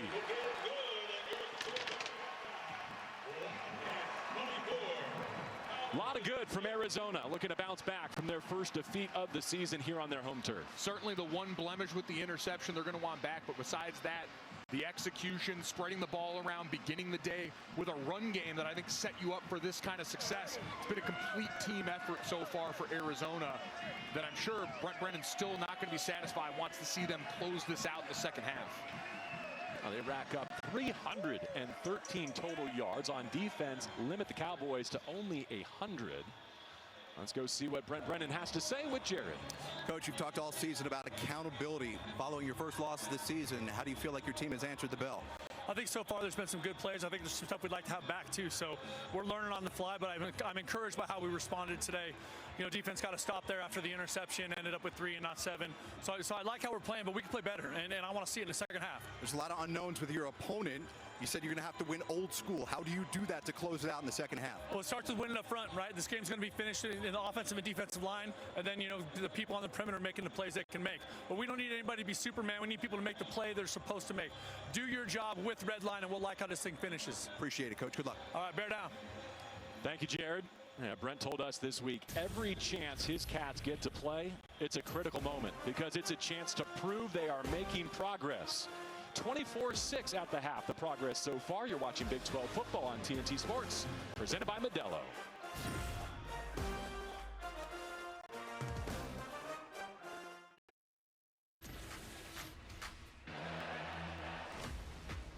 Game day. Go. They're down. Caught. End zone. Touchdown. Oh, that was hot to handle. How about the moves by Spivey? Stumbling. Back to Paters. You can just smell that goal line. Unbelievable. Luke Weissong, 47 yards from Fafita the Magician. Outstanding job by Fafita. We welcome you back to the desert. We kicked off at high noon. The Wildcats hosting the Pokes, and on top, 24-6 after 2 quarters of play. Mike and JB with you. Hope you're having a great weekend. Thank you for spending part of it with us. We saw a little bit of this last week from Oklahoma State. Some juice in the first half, whether it be the coaching change or new opportunity. They were able to hang with Arizona. Can they make this a full game? Yeah, that becomes the difficult task. You still prepare all week for these opportunities. It's easy to come out with energy on game day to start, but can you maintain that even now, staring down a 24-6 lead by Arizona through the first half? I thought Oklahoma State took away certain things at certain times, right? You took away the pass early, and Arizona was able to run it. You stuffed the run later on, and Arizona starts to throw it over your head. Can you do both in the second half here is the question for Oklahoma State as they get the ball to start. All right, let's go down to Jared and see what he learned at halftime. All right, guys, well, I spoke to interim coach Meacham of Oklahoma State coming out of the half. And listen, he said offense has got to pick it up. At times, we looked discombobulated out there. Defensively, he's actually happy with how they played, crediting Noah Fafita, saying there's not many quarterbacks in the country that could make the plays that he made that led to Arizona's scores, JB. All right, thank you very much. This feels like a critical drive if they want to put a scare into Tucson on this Saturday afternoon. The earliest date on the calendar that the Cats have hosted an afternoon game at Arizona Stadium in over 20 years. Off the play fake, Zane Flores into trouble and intercepted on the first rep of a new half. Javion Cole. And the nightmare start for Oklahoma State coming out of the halftime locker room. You try and dial up a double move shot play. That time you get the post corner. Watch on the outside here. You're going to get the stem inside, the run back out.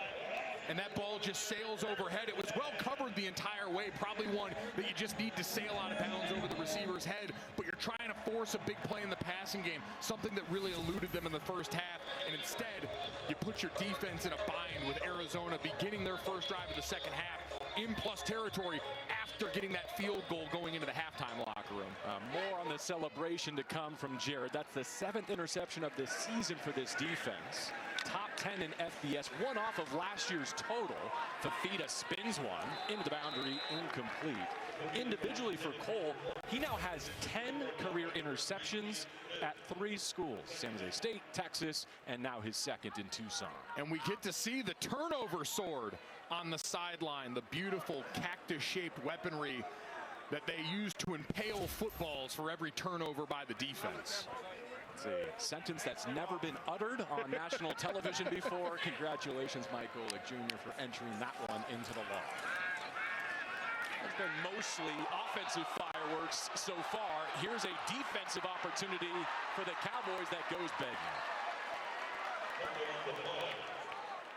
Oh, what an unbelievable missed opportunity there by Oklahoma State to jump on that football. Wendell Gregory, the freshman outside backer, had the best look at it after McCoy helps rip it out.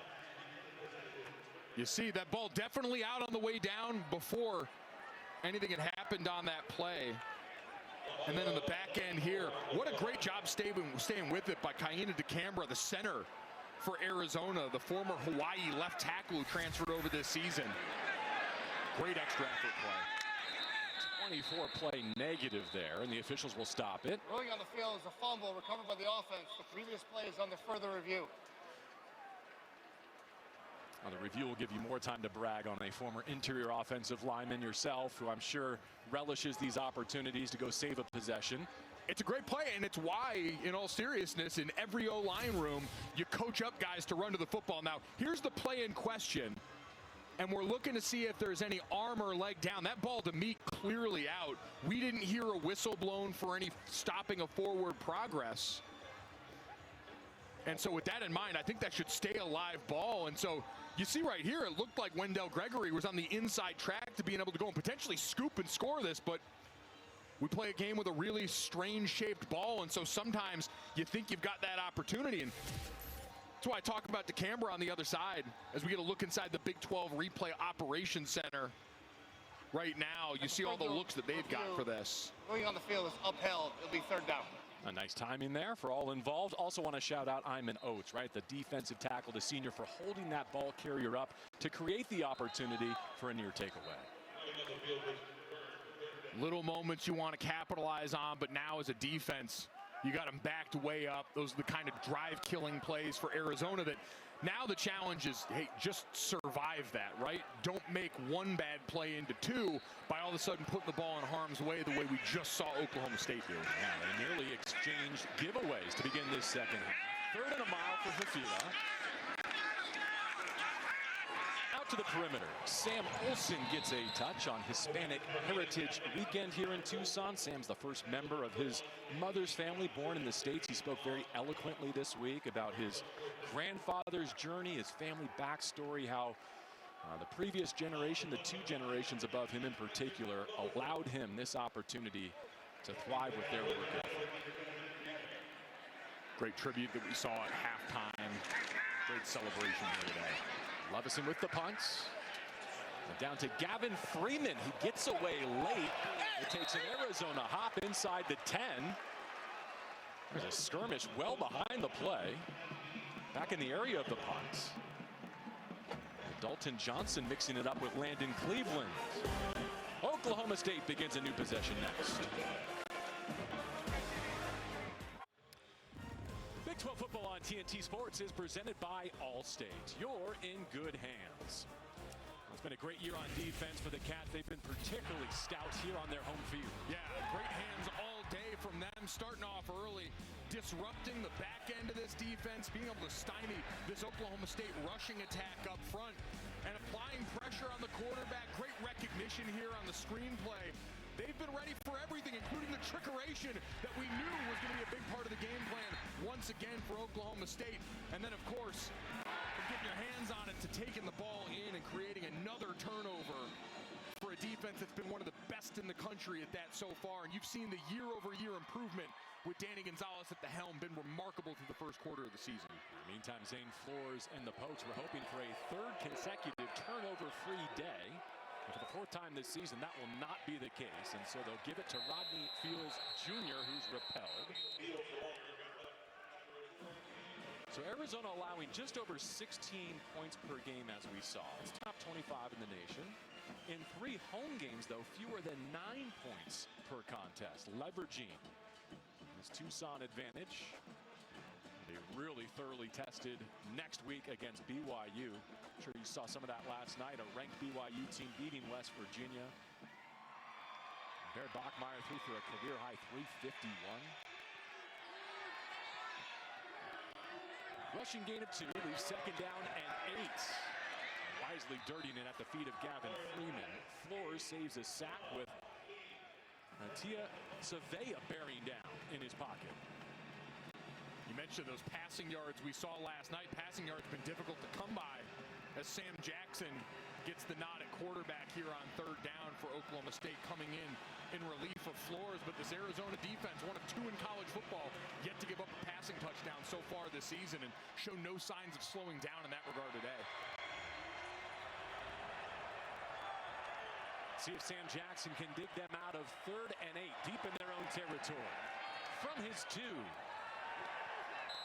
Arizona with another defensive stand. They get a 3 and out after the takeaway. Keith Groves Killebrew with a bounce back after he gave up 2 deep balls at Iowa State. He missed a ton of time in camp, and I think some of that rust was on display, but sticky coverage there, and another Pokes punt. Showing that faith that they still have in him and the rest of this cornerback room to put them on an island, give them those opportunities to make plays. Wysong drifting back to his own 35-yard line. Gets to his wall. No flags down as he carries up to the 47-yard line. I hinted at some of those Big 12 scores. BYU in next. I know we were both watching Cincinnati closely. A ranked home win for the Bearcats after they got one in Lawrence in front of us last weekend. Brendan Sorsby been playing some really impressive football at quarterback for the Bearcats. Baylor surviving the scare against Kansas State, and with some great ones still on the way. Week in and week out, one of the most entertaining conferences in all of college football. So many teams feel like they've got an opportunity with a couple of well-timed wins to get that trip to Dallas. Oklahoma State fans will see you next week in Stillwater. Will your opponent still be unblemished? We'll find out about Houston later tonight. So still in the early moments of the third quarter. It's been a choppy start coming out of the half for both offenses. See if Arizona can find its traction with Mahdi. Trying to find it with tempo right here. Get them into a rhythm. Fafita a long wait at the mesh points. Mahdi cut down behind the line of scrimmage. Who else but Parker Robinson? Already got a pick, now a TFL. Great job. See it, diagnose it, and fire downhill to make the play. Gets just enough of the ankles of the dynamic Mahdi to make that play and set up with another 3rd and long opportunity. We've seen Oklahoma State be able to generate some pressure up front. They're not afraid to fire it downhill and try and send some extra bodies to get the ball to Noah Fafita's hands faster. Rare opportunity to get this offense in 3rd down and long. Fafita, a long wait, has to check it down. Quincy Craig to the 45. J.K. Johnson holds on for a tackle in space. A gain of 6, and it looks like the punting team coming on for the Cats. Boy, I'm a little surprised by this, JB. This seemed like a great opportunity. We talked about the first drive, the message you send your team with the 4th down decision making. And 4th and, under 5 yards across midfield and plus territory. I'm surprised this isn't a go opportunity for Arizona. Instead, Isaac Lovison on the field to punt. Gavin Freeman, the return man for Oklahoma State, down at his 6-yard line. Long snap's a good one. Free rusher from the right of the punter nearly got home. And this will carry 8 yards deep in the end zone for a touchback. Timeout us. With 10:25 to go in the 3rd. Arizona still on top, 24-6. Here are the in-season coaching changes so far in college football. We bring them up because of Meacham and Oklahoma State, of course, but we also noticed that Tim Skipper in the Rose Bowl leading Penn State 27-7 at the half. One of the more shocking scores early in the day, as plenty of upset opportunities brewing, but I can't think of one more unlikely than that. An incredible response from that team that's had a tough season so far. Meacham, the interim here, also the offensive coordinator. He's going to use Sam Jackson at quarterback once again. Saw Grayson Brousseau, a tight end, in his backfield to the perimeter with Gavin Freeman. Cut off at the sideline, a couple, maybe 3. For Sam Jackson, you look at this package and what it's all about. Giving an opposing defense something else they've got to prepare for. Another player's tendencies to try and go through.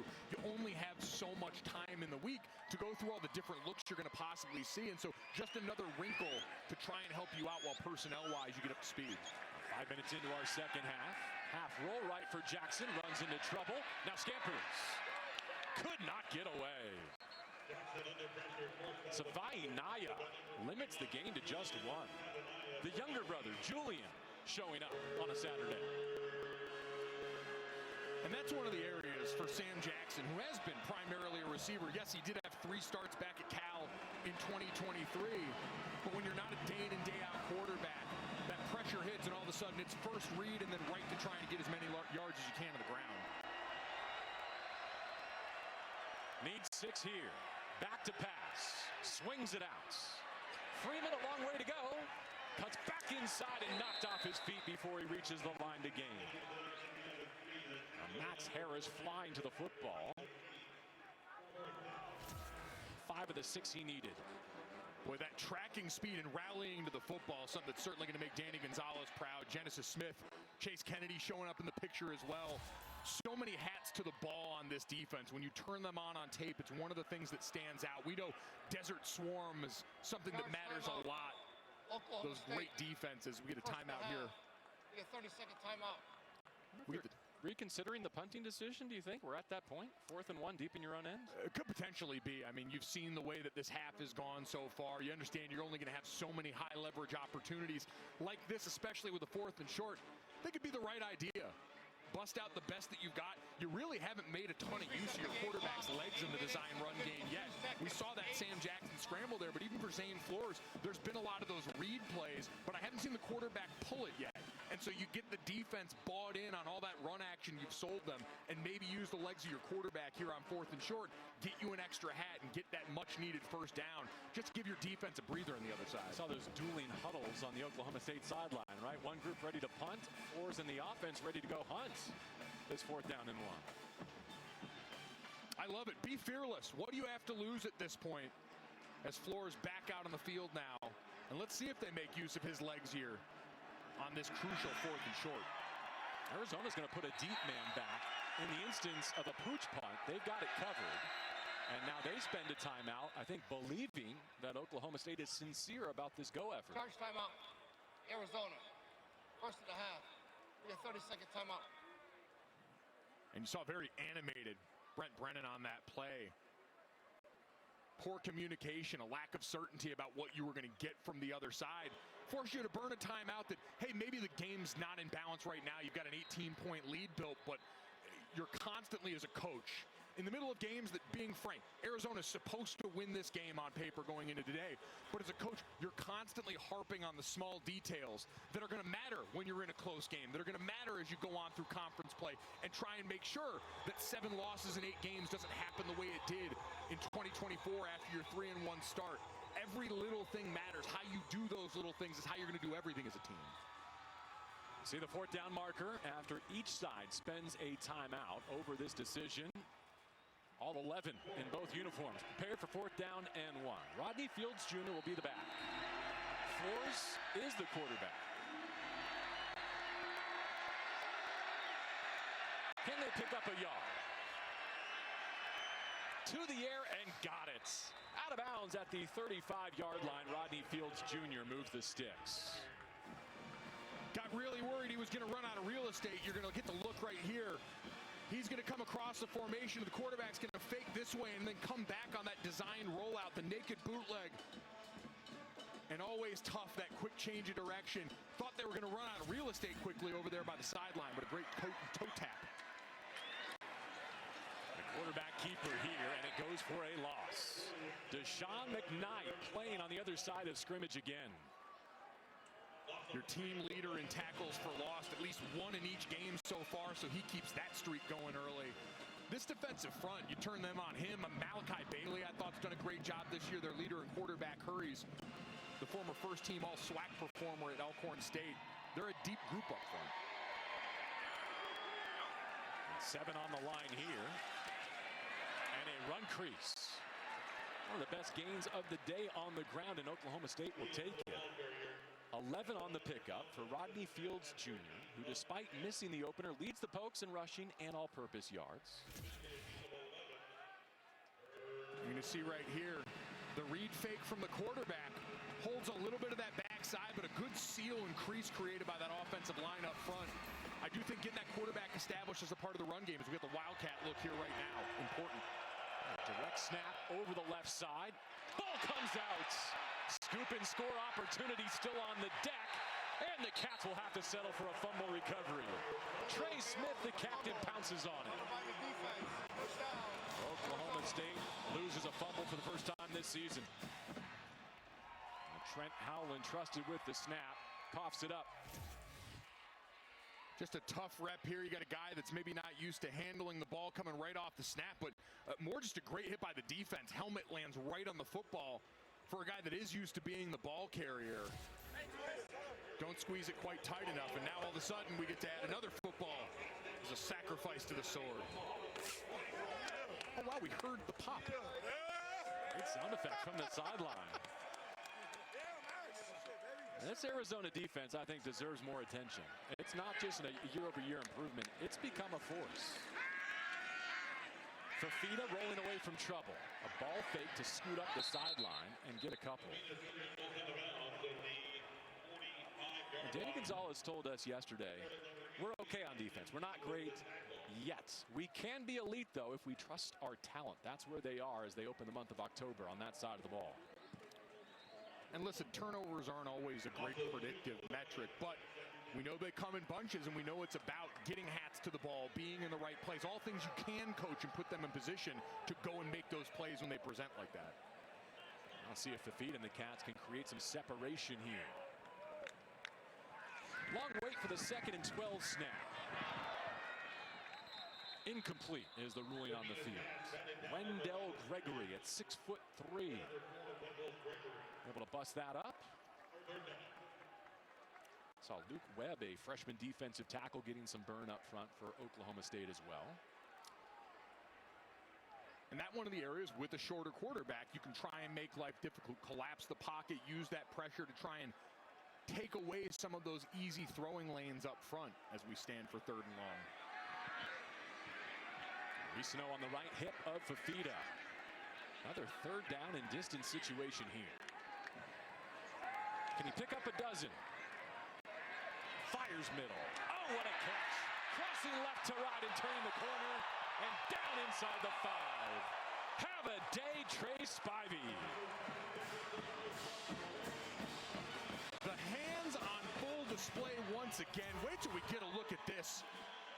JB, you're going to see him again come from the outside over here. Back in, and the full extension. That ball out in front of him again. Snags it, and the run after catch been on display for him. Usually in the low red zone where we've seen him get inside and score. But again, the extension and concentration, remarkable all day long for Spivey. Freshman defensive back LaDainian Fields saves a touchdown for now. On the doorstep and goal situation. They split out Ricino to allow Fafita to take this from empty. Noah Fafita fumbles, and Oklahoma State takes over on the 1-yard line.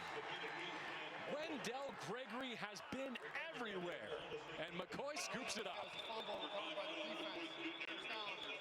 Well, we talked about the design run game being in play for Noah Fafita. And in this play right here, they try and take advantage of it. You're going to see him start off this rep in empty, and they're going to bring the motion man across in front of Fafita, track him down on the backside, never quite secured the football, and a turnover for Oklahoma State. Huge play down on the goal line, great punch out by Wendell Gregory, and Oklahoma State takes over inside the shadow of their own end zone next. Welcome back. Arizona up 24-6 in the third quarter and was looking to punch in another on the goal line. You see Noah Fafita here with the read play and just never quite got the football secured and put away. A great punch out defensively by Wendell Gregory at linebacker. And a scoop opportunity. Now they got to get out of their own end zone for the Oklahoma State offense. But what a great opportunity set up by the D. Flores from the C and Wildcats. Hands off to Fields, who buys a bit of breathing room. Tay Brown limits the game. Second red zone turnover in as many weeks for Arizona. They lost a pick last week in Ames. And look, it feels like now a moral victory defensively for Oklahoma State. If they can go get a touchdown here, they got a chance to chase an actual victory. Your defensive coordinator was an offensive quality control guy a week ago. So for them to come out and have that attention to detail backed up in their own end zone, really, really impressive turnaround already.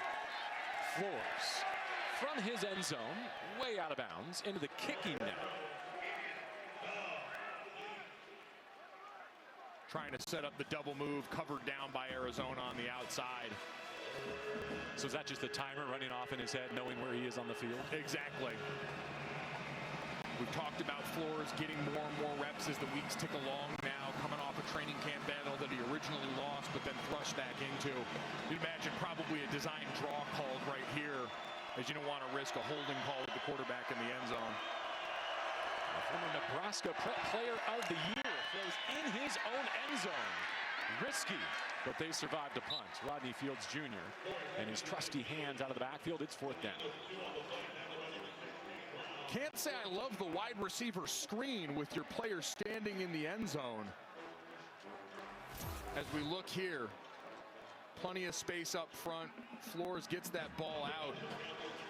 Good blocking on the perimeter just to get enough breathing room to maybe get the punt off here. High risk. Do appreciate the pokes allowing us to show off our sky cam on the goal line, however. For that we are thankful. Clean operation on the punts. Let's see where Luke Weissong steps up to take it. Oh no, he muffs. The Cats getting sloppy out of the halftime locker room. Unable to extend their lead. Fortunate to keep the possession. I'll point out here that Jeremiah Patterson is not playing today. Receiver and punt returners. This is Weissong's role today. Great job getting back on the football, preventing that mistake from compounding. But we saw him make a great play before on a punt return where he was able to get some positive yards for his team off a bobbled ball. That one looked a little bit more routine. But you can't take any of those plays for granted. Still starting in plus territory if you're Arizona. Ismail Mahdi in the backfield. Fafita in plus territory to begin a new possession. As much as they're missing up front, Oklahoma State competing in the running game on defense. Malik Charles gobbles up another one. He's the son of Mike Charles, who played D-line at Syracuse and in the league. Getting more playing time with Tajay McCoy not available for them today. And I'm with you, JB. It's been an impressive effort. The Arizona defense has given their offense every opportunity, and right now, they just have not been able to put this Oklahoma State team away. All Wildcat team that's rushed for at least 100 yards in every game so far this season. Nothing doing today. Fafita climbs the pocket and sends a missile over the middle. Complete for a first down to the 21-yard line. Gain of 17. Chris Hunter on the receiving end. Great job once again by Fafita navigating the pocket here. You can go ahead and roll it. Pressure up the middle. Climbs the pocket, keeps his eyes downfield, knows he's probably going to take a hit at the end of that play. But we've seen those routes going towards the middle, a back end of this defense vacated by the losses at safety, opening up more opportunity for the Wildcats receivers. Back to pass again. Tons of time to the end zone with some touch. Nunu Watley. Touchdown, Arizona.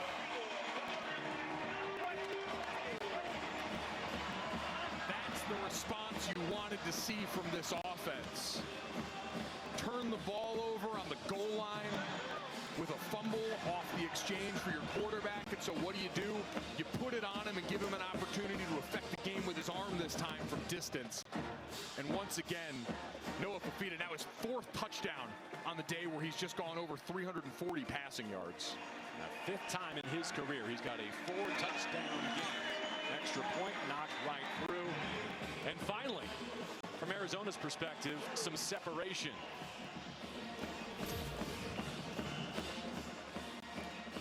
See right here, Watley matched up with Parker Robertson, who's done a great job all day at safety, coming down and making plays, but that's an athletic mismatch every time. That's what you hunt if you're offensive coordinator Seth Dagey, a chance to get your dynamic athletes in the slot matched up with a safety who's had to do more today without a lot of his teammates around, and this time just can't stay with it. Great layered throw by Fafita. And you're right, JB, the response you wanted to see if you're Brent Brennan in this offense to come out and execute at your level in the second half. Now, last week, Fafita and Dagey essentially fought to take the blame. I mean, not like fought, but like they had an argument in the media over who was to blame for a lackluster performance on the road, a measuring stick opportunity. And I learned this week that Noah has actually made the decision he's only going to speak at the podium after losses. After wins, he wants to delegate that shine to his teammates, and just yet another way where he's become an ultimate leader for this program.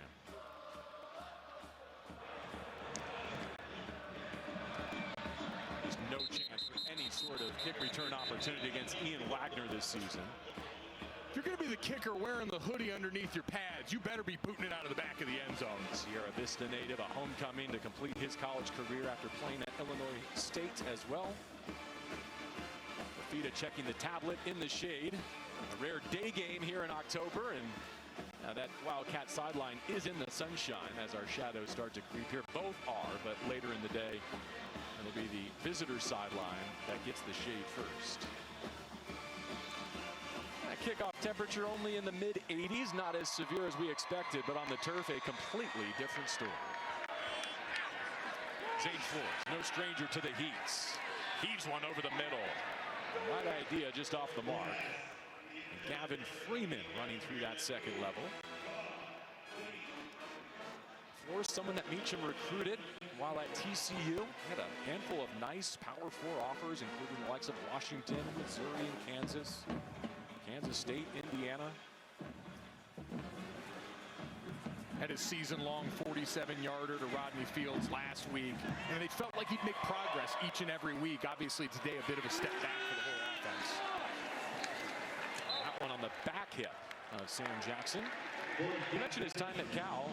Fernando Mendoza was his running mate there. Eventually took over the keys in Berkeley, now at Indiana, and now on a lot of draft boards as one of the top quarterbacks in the class.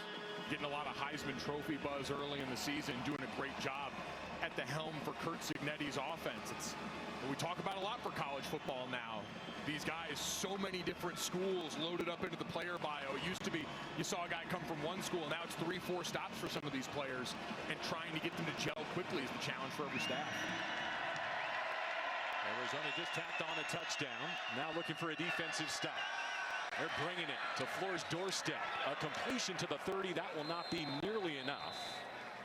Christian Fitzpatrick, who arrived in Stillwater with over 40 career games of experience.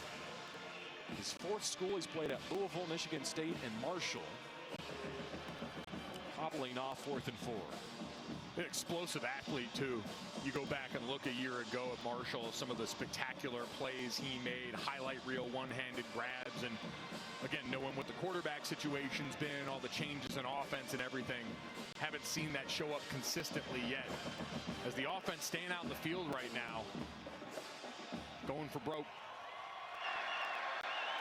Now or never for Oklahoma State. On the road at Tucson. Nothing doing. Savai Naya with a takeover on downs. And this Arizona defense continues to dominate. JB, I'm all for being aggressive right here, and you see just a four-man rush from Arizona on the other side. Nothing there originally, and so he goes to try and tuck and run and get the first down. But now you put your defense in a tough spot again here. I thought punting there, giving them a long field to potentially work with, might help them out a little bit in the complementary football game. Meacham, I know he was the offensive coordinator before he was the interim head coach. You want to be aggressive. You want to go out there and cut it loose while you have to lose. But after your defense just gave another touchdown up, demoralizing now to have to go back out on the field with Arizona in plus territory again. And Fafita working on a 4-touchdown day with Quincy Craig in his backfield. Play action shot here. Fafita flawless, 29 yards over the shoulder of Chris Hunter.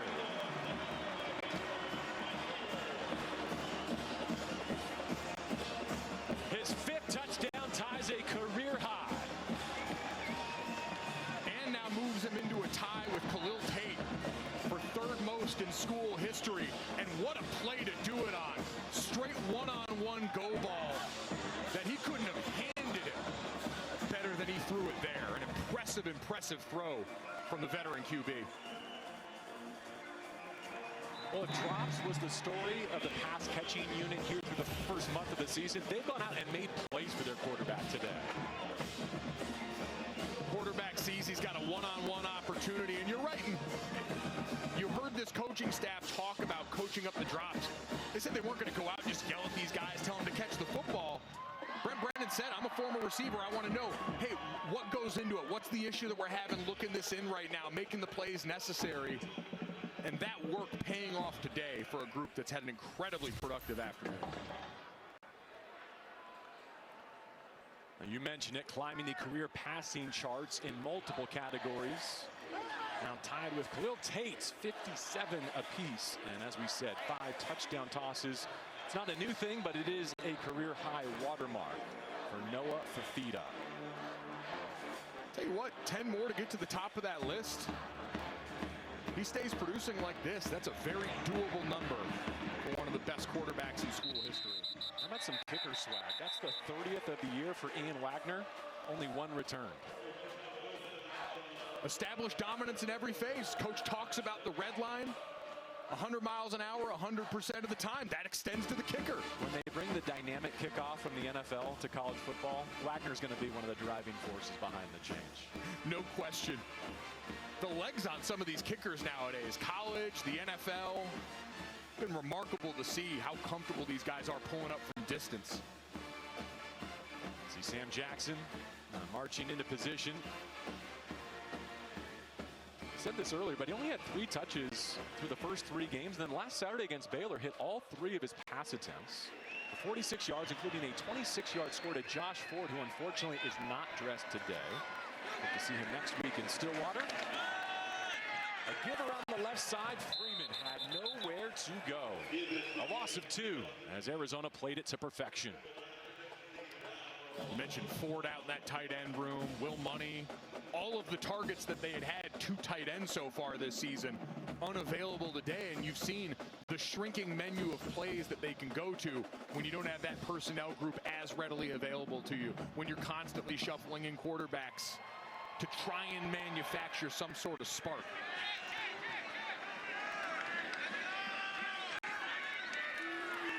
Jackson flooded from pressure. Oh, you see the Jets there as he takes off and gets out of bounds with a few.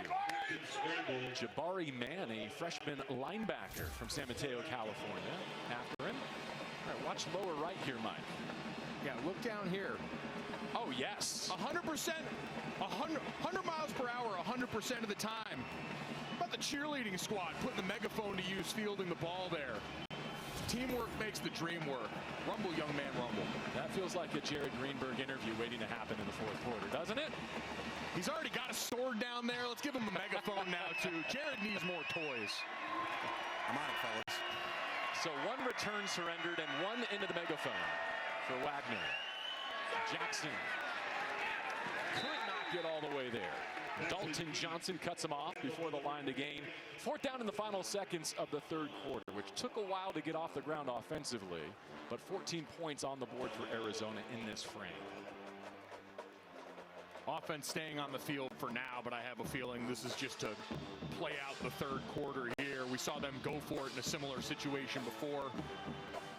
As the final seconds tick off, this Oklahoma State sideline going to catch their breath.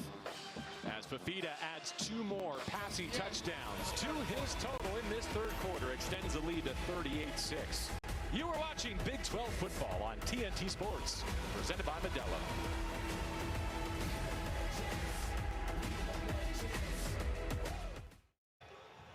Well, it was a sluggish and turnover-plagued start to the second half for Arizona, but they do add 2 touchdowns to their lead while the defense pitches a shutout in that third quarter. You know, Danny Gonzalez says they're desert built. They don't practice, they train. And one of their strengths this season has been takeaways. We've seen it again here today. That's why they're teed up to get in the win column in conference play, improve to 4-1 as we go to the fourth. And as we go down to the field to check in with Jared. Well, JB, technically 2 turnovers for the Arizona defense, but they count turnovers on downs as 3. If you've watched any semblance of Arizona football since 2022, you know about the turnover sword. But here's a unique perspective.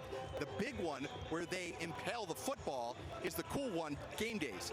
This is the really cool one. This miniature sword that has been part of tradition here for several years at Arizona football gets engraved and presented in the football office to the player who causes that turnover with the date and the turnover on it for everyone to see and to celebrate. That happens and will happen 3 more times at least tomorrow during the defensive meetings. We'd just like to alert a TSA pre-check at Tucson International. Make sure you check Jared's bags closely on his way out of town today. He's for sure going to try and walk out of the stadium with that thing today. Oh, there's no question.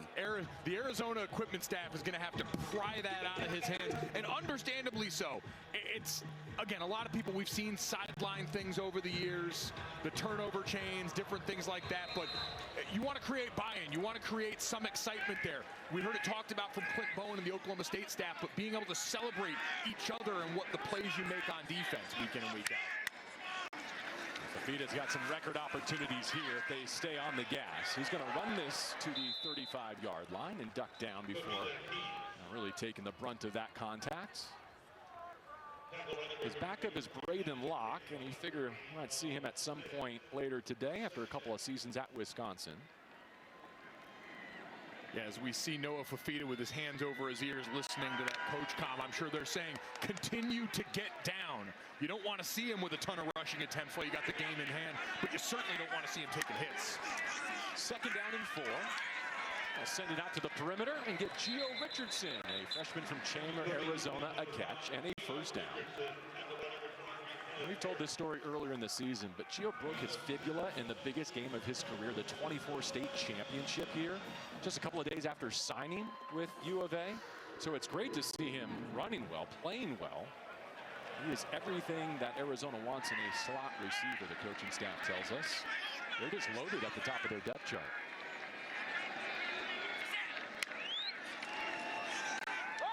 Hit the sweep here. Another touch for Richardson, and if you're contributing to winning so far this season in Tucson, you're going to keep playing. That was the message from the coaching staff as they passed that 4-game threshold where you do burn your year of eligibility. No question. They understand in college football now as much as ever, it's a long season, especially if you get to the places that you want to go in the postseason. And so having depth at a lot of these important positions, we've seen the way this offense works best, spreading the football around. Another capable weapon for this offense. Here comes second down and 8 against the blitz. Fafita got rocked, puts it in the afternoon sky, and nearly came away with a gem. What a dot this was. Everything but the catch from Richardson. Yep, some miscommunication on the side. You're going to see two defenders coming here, and the left tackle kind of caught in no man's land in between. So the end goes inside and gets a free hit on Fafita, and an incredible shot from Malik Charles, but still almost puts it on the money. That would have been sensational. It's a difficult catch, no doubt, JB, but when the quarterback puts it in that kind of spot with that kind of hit, that's got to be one you come down with. That could be Fafita's best throw of the day, especially considering the price he paid. The kitchen sink coming after him, and the officials shut it down with a flag down. False start, the initial indication. Right to the snap. False start. Offense. Number 12. 5-yard penalty. Third down. Honestly, thank whatever deity you choose that they did shut that play down, because pressure was coming right up the middle on what could have been another big hit on Fafita.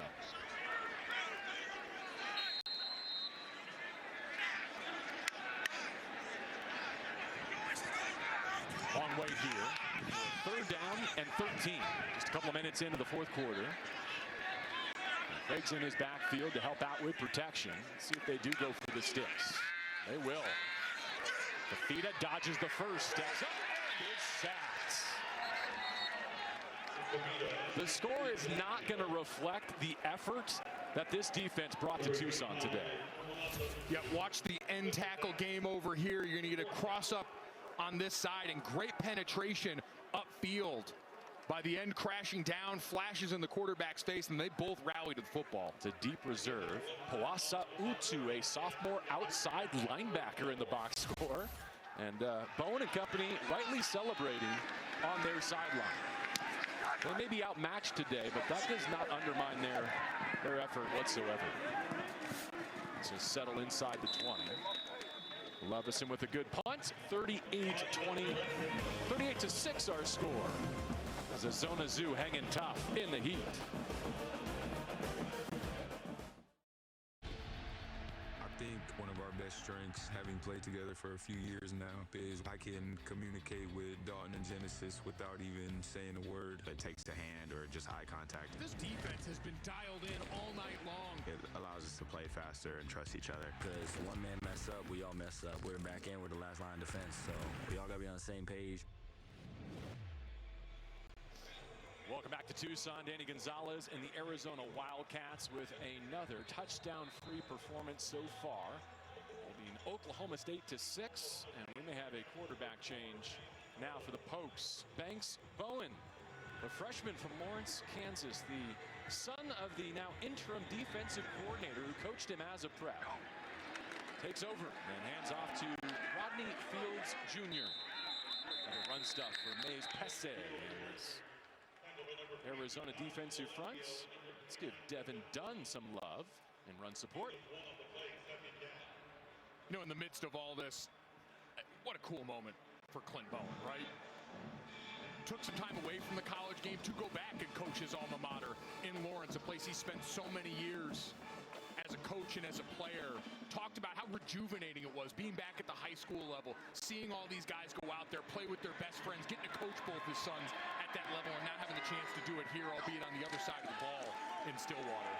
Get a toss to the edge and run out near the 24-yard line. Bowen will become the third quarterback to throw a pass today for Oklahoma State. The true freshman who spent the spring at Tulsa before transferring to be with his father. A lot of talk about his dad. How about a shout out to his mom, Christy? 2001 Miss Kansas, 2014 Mrs. Kansas. She got the pageant scene on lock. As a junior who has a famous father, I see you working there. Well done, Michael the junior. Third down 5. Here's Bowen's first toss if he can get it off. Instead, tracked down from behind and sacked. Myron Robinson, a freshman linebacker, gets his first. Just a great job. And this is one of the things, coming in as a young quarterback, late in the game, you're cold, the timing's off, and you don't have that clock in your head for the relentless pursuit that we've seen all the way down the depth chart for this Danny Gonzalez defense that's gotten so much richly deserved love today. Wysong back for the Cats to receive another upright spiral punt from his 35. All right, so we've seen a change at quarterback for the visitors with a commanding 38-6 lead. Looks like it's lock time in the desert when we continue.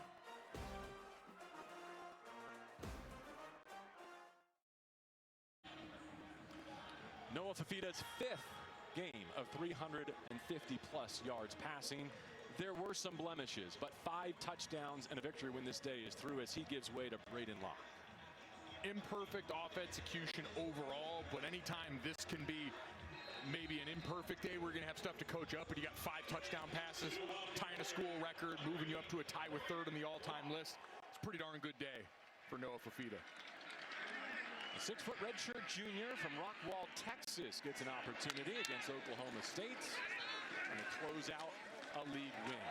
Wesley Yarborough, who's a freshman and a hyper-talented one, gets a look here. This is a deep running back room that's not been able to run it effectively so far today, Mike. And I wonder how much that injury disruption on the left side of Arizona's line today contributed to the pressure that Fifita faced and the lack of rushing success. No doubt there were some of those plays, hits towards the end, that looked like communication errors. Rhino Tapa Totai had some issues that led to Noah Fifita taking a shot. So no doubt having that time under task together, important as we see them now take advantage of the opportunity to lean on this Oklahoma State defense that's been on the field a lot today. But there's no doubt there's going to be plenty to clean up in that run game. But you're absolutely right. Communication and mixing up who's in that group for a couple of drives consecutively in that first half definitely can have an effect. Yarborough is going to be a tough tackle for any defense, especially shorthanded as this Oklahoma State group is.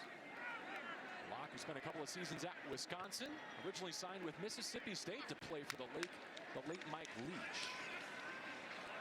Yarborough with a flag down.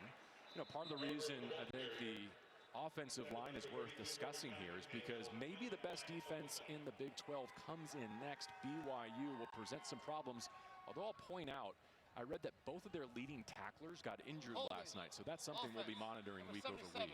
10-yard penalty, first down. Michael Wooten with the infraction there. Yeah, we've seen injuries having a big impact on the games today already, right? Iowa State coming off a big win over Arizona, loses both of their corners, and then a game to Cincinnati where they're able to take advantage of that. And you see right here, Wooten get the hook at the point of attack. Easy call for the officials. First and a mile. Locked to the air for the first time, and that's going the other way. Cam Smith with a pick 6. Now it's 9. It's Fields. LaDainian Fields celebrates a defensive touchdown. Oklahoma State needs some new contributors to emerge for this second season in Stillwater, and Fields may be at the top of that list. The redshirt freshman from Oklahoma City delivers. The fight from this Oklahoma State defense can't be overstated today, as you see Locke and Brent Brennan talking through the decision on the sideline. Just never saw him. Threw it back to that left side, and nothing but daylight. Extra point blasted. Oklahoma State's first touchdown comes under new leadership on defense. Another one for Bowen and company to celebrate. Fields, the redshirt freshman.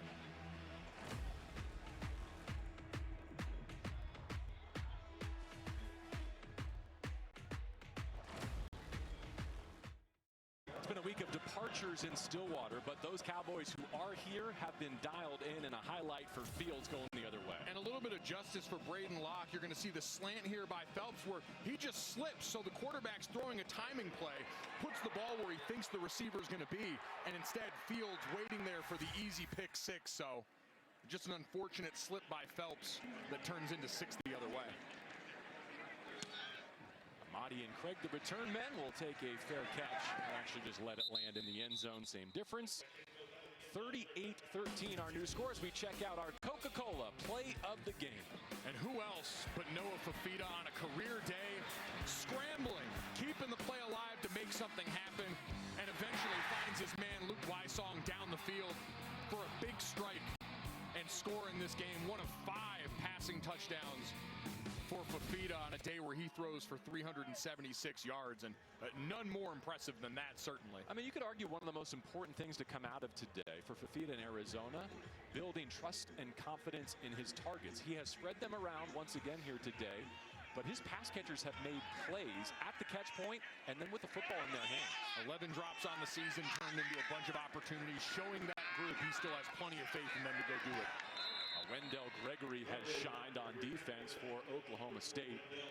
And look, if this is the group moving forward for Clint Bowen and this OSU defense, 38 points on the board, we get it. But I think that doesn't tell the full story of what they've done here today. No, I think especially the linebacker group. Wendell Gregory is a name we've called a lot. Malik Charles, certainly Brian McCoy, the stoic leader of this group on defense, have all made some impact plays. Locke goes back to the air, settles his feet, and drives one up the seam. Contested catch. Let's see. Who's got it? Wow. Oklahoma State signaling takeaway. Gio Richardson saying, I got the ball right here. Completed catch, first down. His fellow Arizona. freshman Isaiah Mizell hyping him up and fighting for the ball the entire way through, and able to wrestle that out of the hands of Kenneth Harris, who thought he had a surefire interception. Great play from the freshman wideout. 39 on the gain, and Yarbo did well just to hold on to the football. Knifing through, it's Gregory again, a former 4-star recruit. Let's go back and look at this catch from Richardson again. Great play over the top again by Kenneth Harris. You can't do it much better than that. But Richardson stays with it, keeps contesting that all the way through, and makes a phenomenal play to reward his quarterback's faith. And remember, Richardson had the drop on one of the last passes from Noah Fafita. Great ball down the sideline where Fafita took a shot, put it in his lap, and he dropped it. That time, paying the quarterback off. Short drop for Locke with some muster below the 30. He's feeding Gio Richardson. Another catch. I think they got the defense to jump on the hard count before that snap as Richardson limps off a little gingerly right now. I mentioned that catastrophic injury at the end of his prep season. Hope this is more just of a minor setback for the local product. Former track star in addition to everything he's done on the gridiron. Wide receivers coach Bobby Wade says he is extremely smart as well as talented. Wade was a record-setting receiver here. Goes back and gets it. Yeah, just gets hit low there. Looks like his leg might have been caught in the ground. So able to get up under his own power and certainly hope he's okay. They talked about how important it was too. He got on campus still and was in the playbook and was dialed in, doing everything the neck up that he needed to get himself ready so that physically when he had the opportunity he could make plays like this.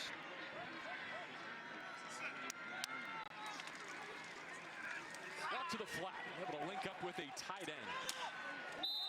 Barmore out of bounds with a new first down right in front of Danny Gonzalez there. He gives him a pat.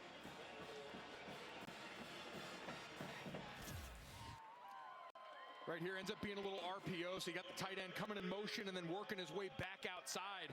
So the quarterback sells that run fake, sees the end stay upfield, and then just able to get it out over the outstretched arms of the blitzing linebacker. They're giving Locke a chance to go and run this offense. He's not just putting it in the belly of the back. They're letting him get valuable reps here at the end of this game. Lost one to the end zone. Well defended. Trey Spivey going for a hat trick. Eric Fletcher, a freshman in that corner. Great job staying with it. Ball just a hair underthrown. Sometimes on these fades towards the end zone, you like to see the ball underthrown, try and get a pass interference, but the corner turning and running with Spivey the whole way, so he's got a chance to come and make a great play on the ball. Good job by Spivey, honestly, coming back and almost playing the role of the defender there. He's taking the long way back to the sideline, isn't he? The end zone route.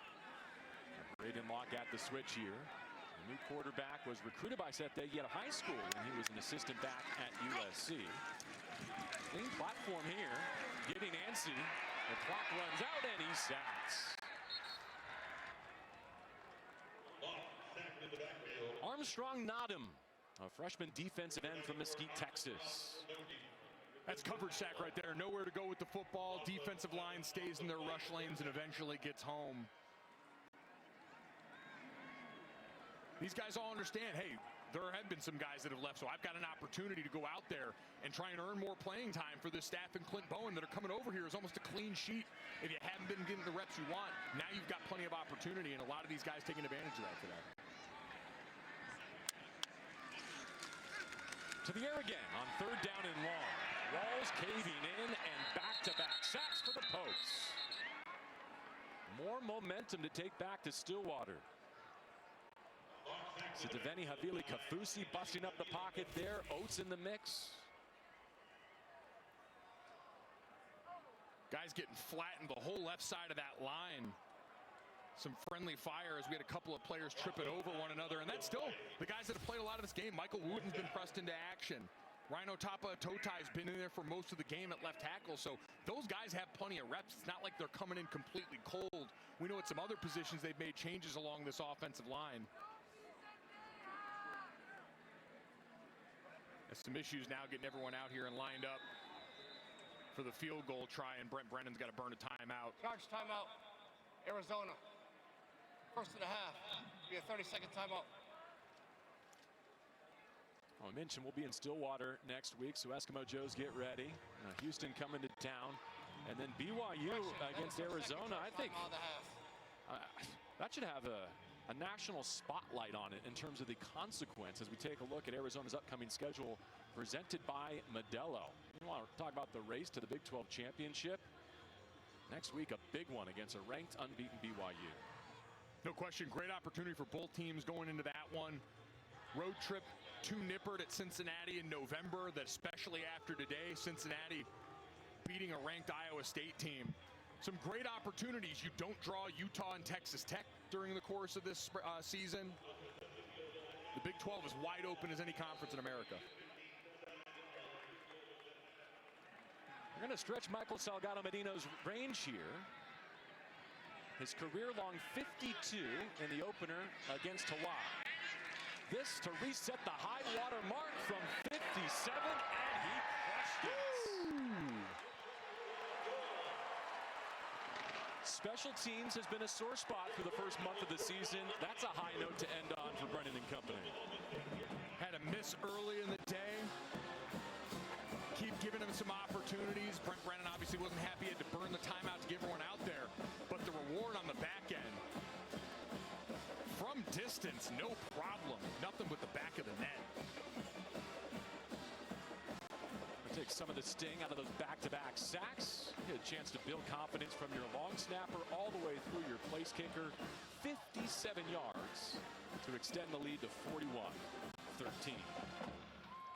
Right, I'm calling a field goal. Next thing I know, I got a chimichanga being served. What do we got going on here, Golick? We've got a chimichanga from El Charo, who claims to have invented the chimichanga right here in Tucson. Right. A hefty plate. You can see this. It's the size of a small child. Been tearing into this. It's about 8 pounds lighter than when it was delivered at halftime. That is true. I've been doing work on the mini chimmies here, so shout out to the folks from El Charo. We're 2 for 2 in trips to Tucson of having food delivered in the booth. We had the Sonoran hot dog the last time we were here. Safe to say I'm going to sleep soundly tonight with the amount of this that I've been able to put down. We enjoyed a nice steak at their downtown location in our first visit. The carne seca beef in there. Sun-dried. You can only get it here in Tucson. And we're fortunate enough to have it in the booth. The hospitality second to none. In your research pie, how much of it would you say weekly is Big 12 football and how much of it is local cuisine? Listen, we're trying to paint the full picture, baby. Food is a love language. And one of the great parts of this job, getting to go around to so many different great college towns across this country this year to get to do it in the Big 12, is everyone's got their own special flavor. And Tucson, coming into this, I was not familiar with your game and the food scene, and I apologize. Y'all are serving it up out here. Shout out to Section 209. Bird's eye view of this 41-13 affair. Maybe Jerry can go make a friend before the day is through. Something tells me that guy doesn't want to watch the game with anyone else. Which, you know what, I respect.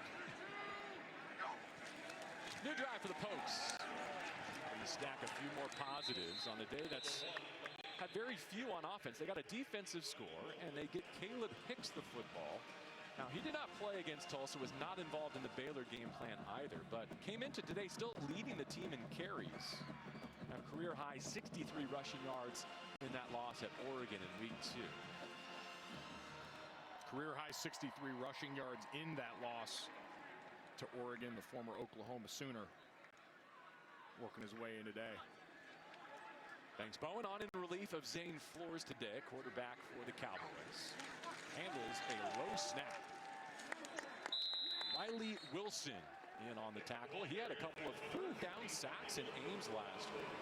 What an amazing journey. He signed with the Y in 2020. Played receiver, tight end, safety, linebacker, you name it. Then went to Montana. All conference standout there. His father, Buddy, played for Woody Hayes at Ohio State. And Wilson was, away from the field a little bit, missed time in the fall. But they're building him into the mix, and he's another asset that Danny Gonzalez is going to be able to leverage in the middle of this conference schedule. They love guys that can get after the quarterback around here. You put that on tape, and no doubt Danny's eyes are going to be wide, trying to figure out all the ways he can use it as we get a quarterback run called here for Bowen going for the first down. Showing off the wheels, out of bounds on his sideline with a rush for 12. The clock ticks down under 3 minutes here. Trying to put a drive together on offense for Doug Meacham's group, who, again, still searching for an identity now post Mike Gundy, and that's kind of going to be the theme going forward, of trying to figure out where do you go next as a program without the man that's been leading it in one way or another for over 2 decades. A Hicks run left side here, shut down by Arizona. Oklahoma State, they're going to extend some tough streaks. But among them, they haven't seen a lead against an FBS opponent, and now 8 straight dating back to an early field goal at Baylor last October. That's it. 2-minute timeout.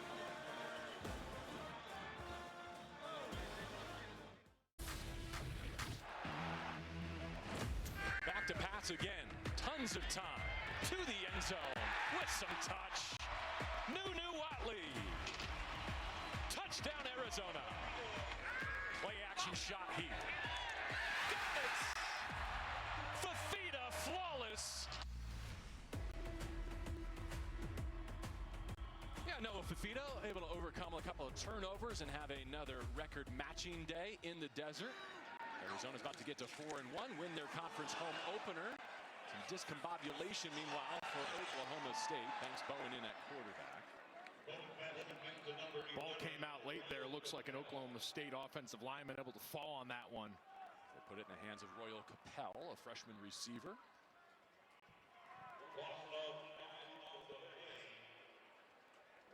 So for this Arizona team coming into this game, you were 3-1, coming off a conference loss to Iowa State.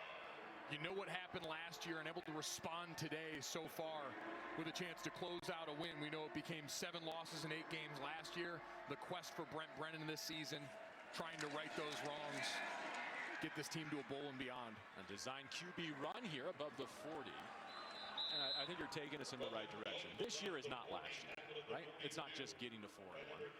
But I wonder how high Arizona fans are setting their sights now. I know last week was a tough pill to swallow, but are they just improved from last year? Are they a bowl team? Or are they a true contender in this conference?